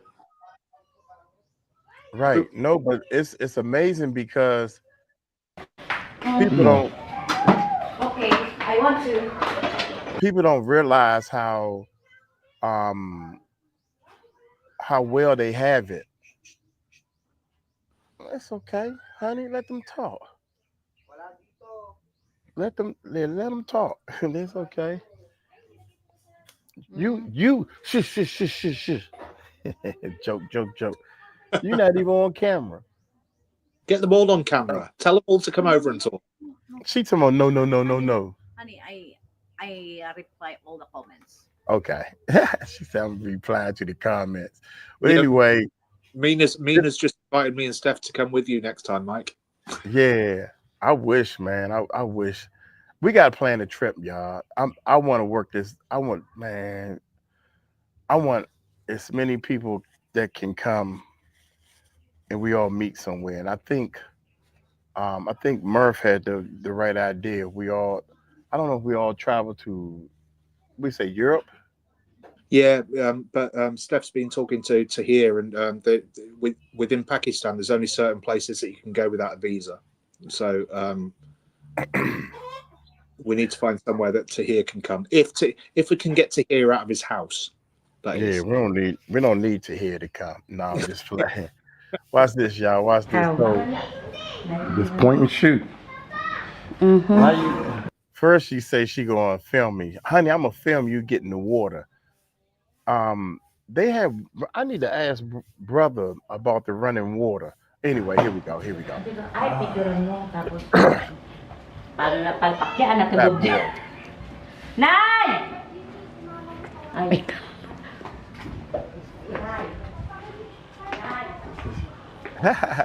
boy. Look at fat boy. Look at that stomach. Fat boy.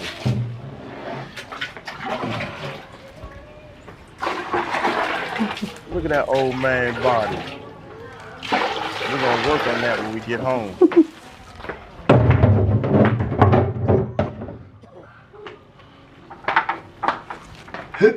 Oh. You okay? Yeah.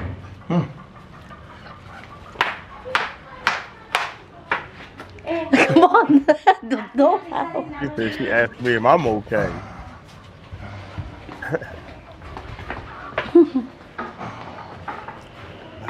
Oh. I am not tired. That's acting. I'm just acting like I'm tired. I'm not tired. That's acting.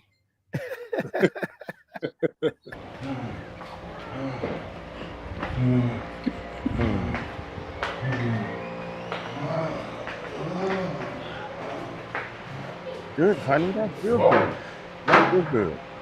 That's enough. Nancy gonna tell me that's enough. Where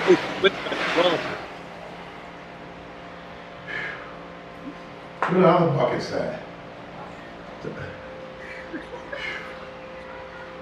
I am not tired, y'all. One more. I am not tired. That's just perfect acting. That's an act. I'm an actor. You nearly slipped on the way into the.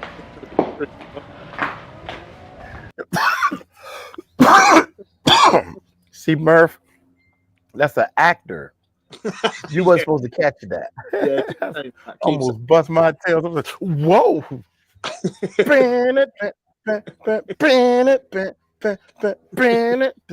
Yeah.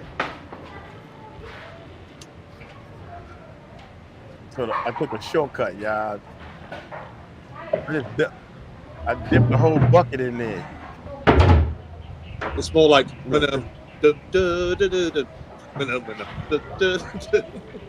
Yeah, see, I just dipped the whole bucket in there.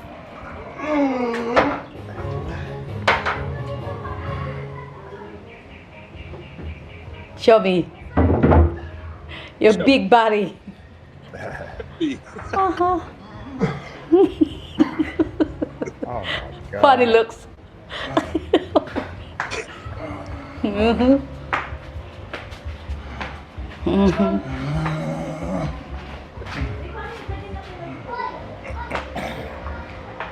That water heavy, man.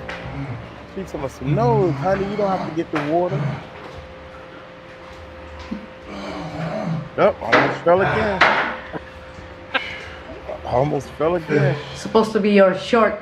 Maybe you put down short while you. Okay. Mm-hmm. I don't know how.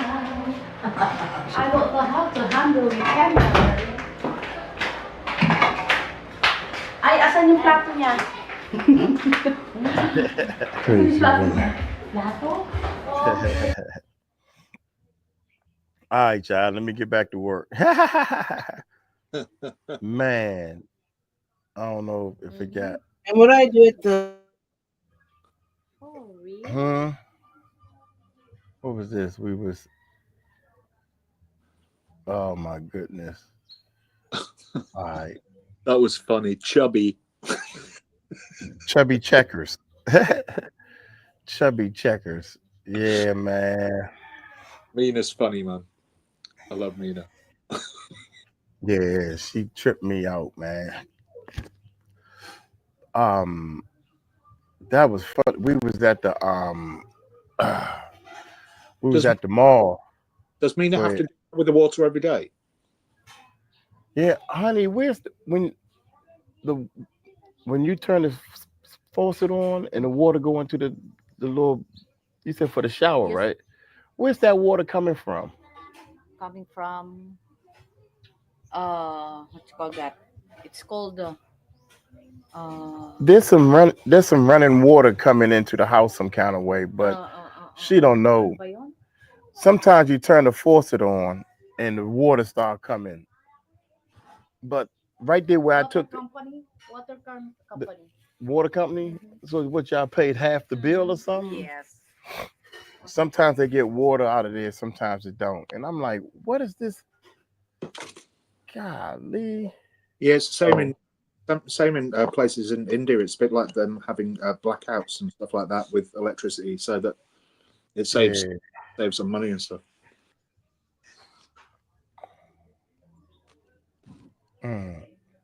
Did y'all see I showed when we went to the dinner, was eating at the mall.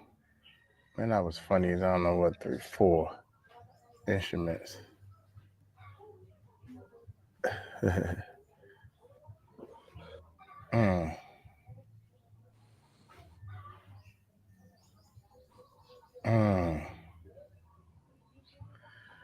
All right, this what we was leaving out. That's funny. Oh, that's not how you want to do it. I gotta be over here. Yup, you ready to go, Stephanie? Poor thing, she look like she is burnt out. She is. She's had a long day, hasn't she? And it's her birthday tomorrow, Mike. Happy birthday to ya. Happy birthday to ya.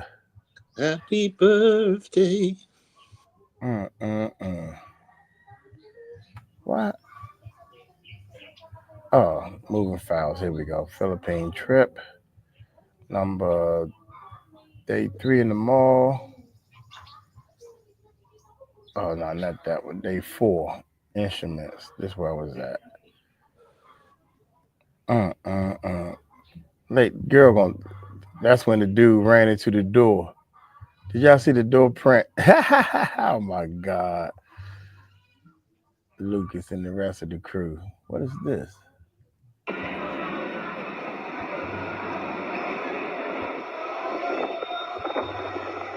Okay. Yeah, this is crazy, man. I like to see stuff like this myself. So I'm pretty sure. Put that thing on there quick.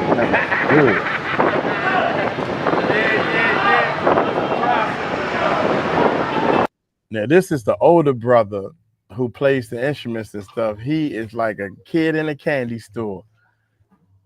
I know he probably like, we got 3 amplifiers. That's his son.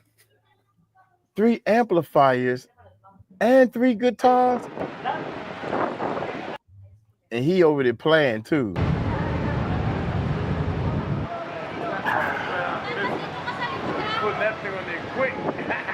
So we're gonna practice.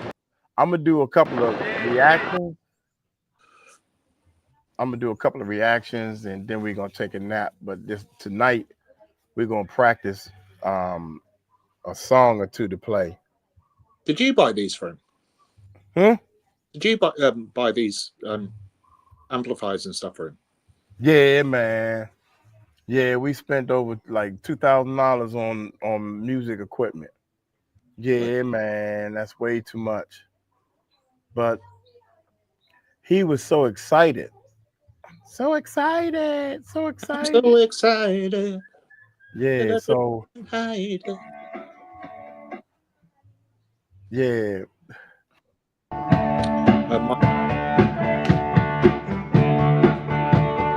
Okay, this is back at home. This is our first band practice, I guess. And we needed a drummer, so we bought the little drummer thing you're supposed to sit on.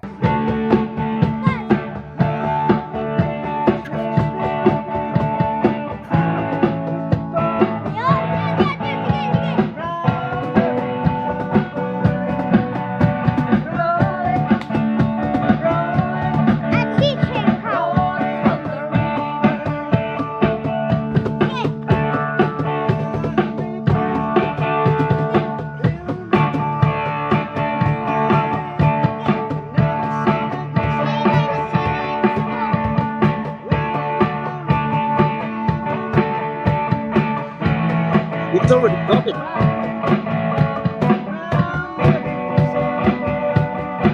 Yeah. We're gonna practice that. I'm gonna get them to get a list of songs to do, and we're gonna practice. Yeah. Anyway, y'all, I think Stephanie gone. Yeah, Steph's tired, man. He's had a long day, and Yeah. she's tired. So All right, y'all. Should we end the stream? We You going. do- I'm gonna film some stuff, huh? I'm here for another 20 minutes if you want to carry on. It's entirely up to you. I don't know. I'm tired too. I need to find me a husband there, Mike. Find me a husband there. Shoot, I know one thing. That might be kind of easy to do. There's a couple of girls over here looking for a husband too.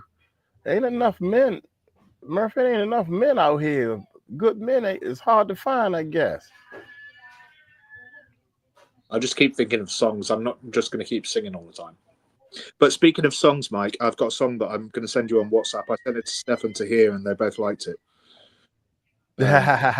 You said what now? I'm going to send you a song for the soundtrack that we're going to do. I sent it earlier, Great. and I sent it to Tahir, and it's for all the parents that have had their kids taken away from them and stuff. Right. Okay. Well, let me go because I gotta talk to the God dang it. Where's Yeah, if they over there. Let me go because we were supposed to be looking for a keyboard, but I don't think we're gonna be able to do that today. Shoot. Need a keyboard. I'm messing up everything. I don't have a keyboard to play on for the studio. I got the whole studio here, but no keyboard. I thought I can buy a keyboard here, but all the keyboards here not fully good. Yeah. They're more expensive. They're not good, and they don't have MIDI on it. Yeah. So I'm gonna try to get him to go through a list of them. The keyboards that you've got at home, are they fully weighted keyboards? 2 of them are fully weighted. Right. Okay. But they are more advanced keyboards to hook up to the computer, so I can, like, if I hit play on the keyboard, it'll play what's on the computer, the volumes, and all that MIDI. stuff. Yeah. MIDI. None of the keyboards here have MIDI. That sucks. None of them have MIDI. I'm like, damn, y'all, come on, come to today's world. What keyboard don't have MIDI on it? You know. Yeah. But anyway, bye, Stephanie. Bye.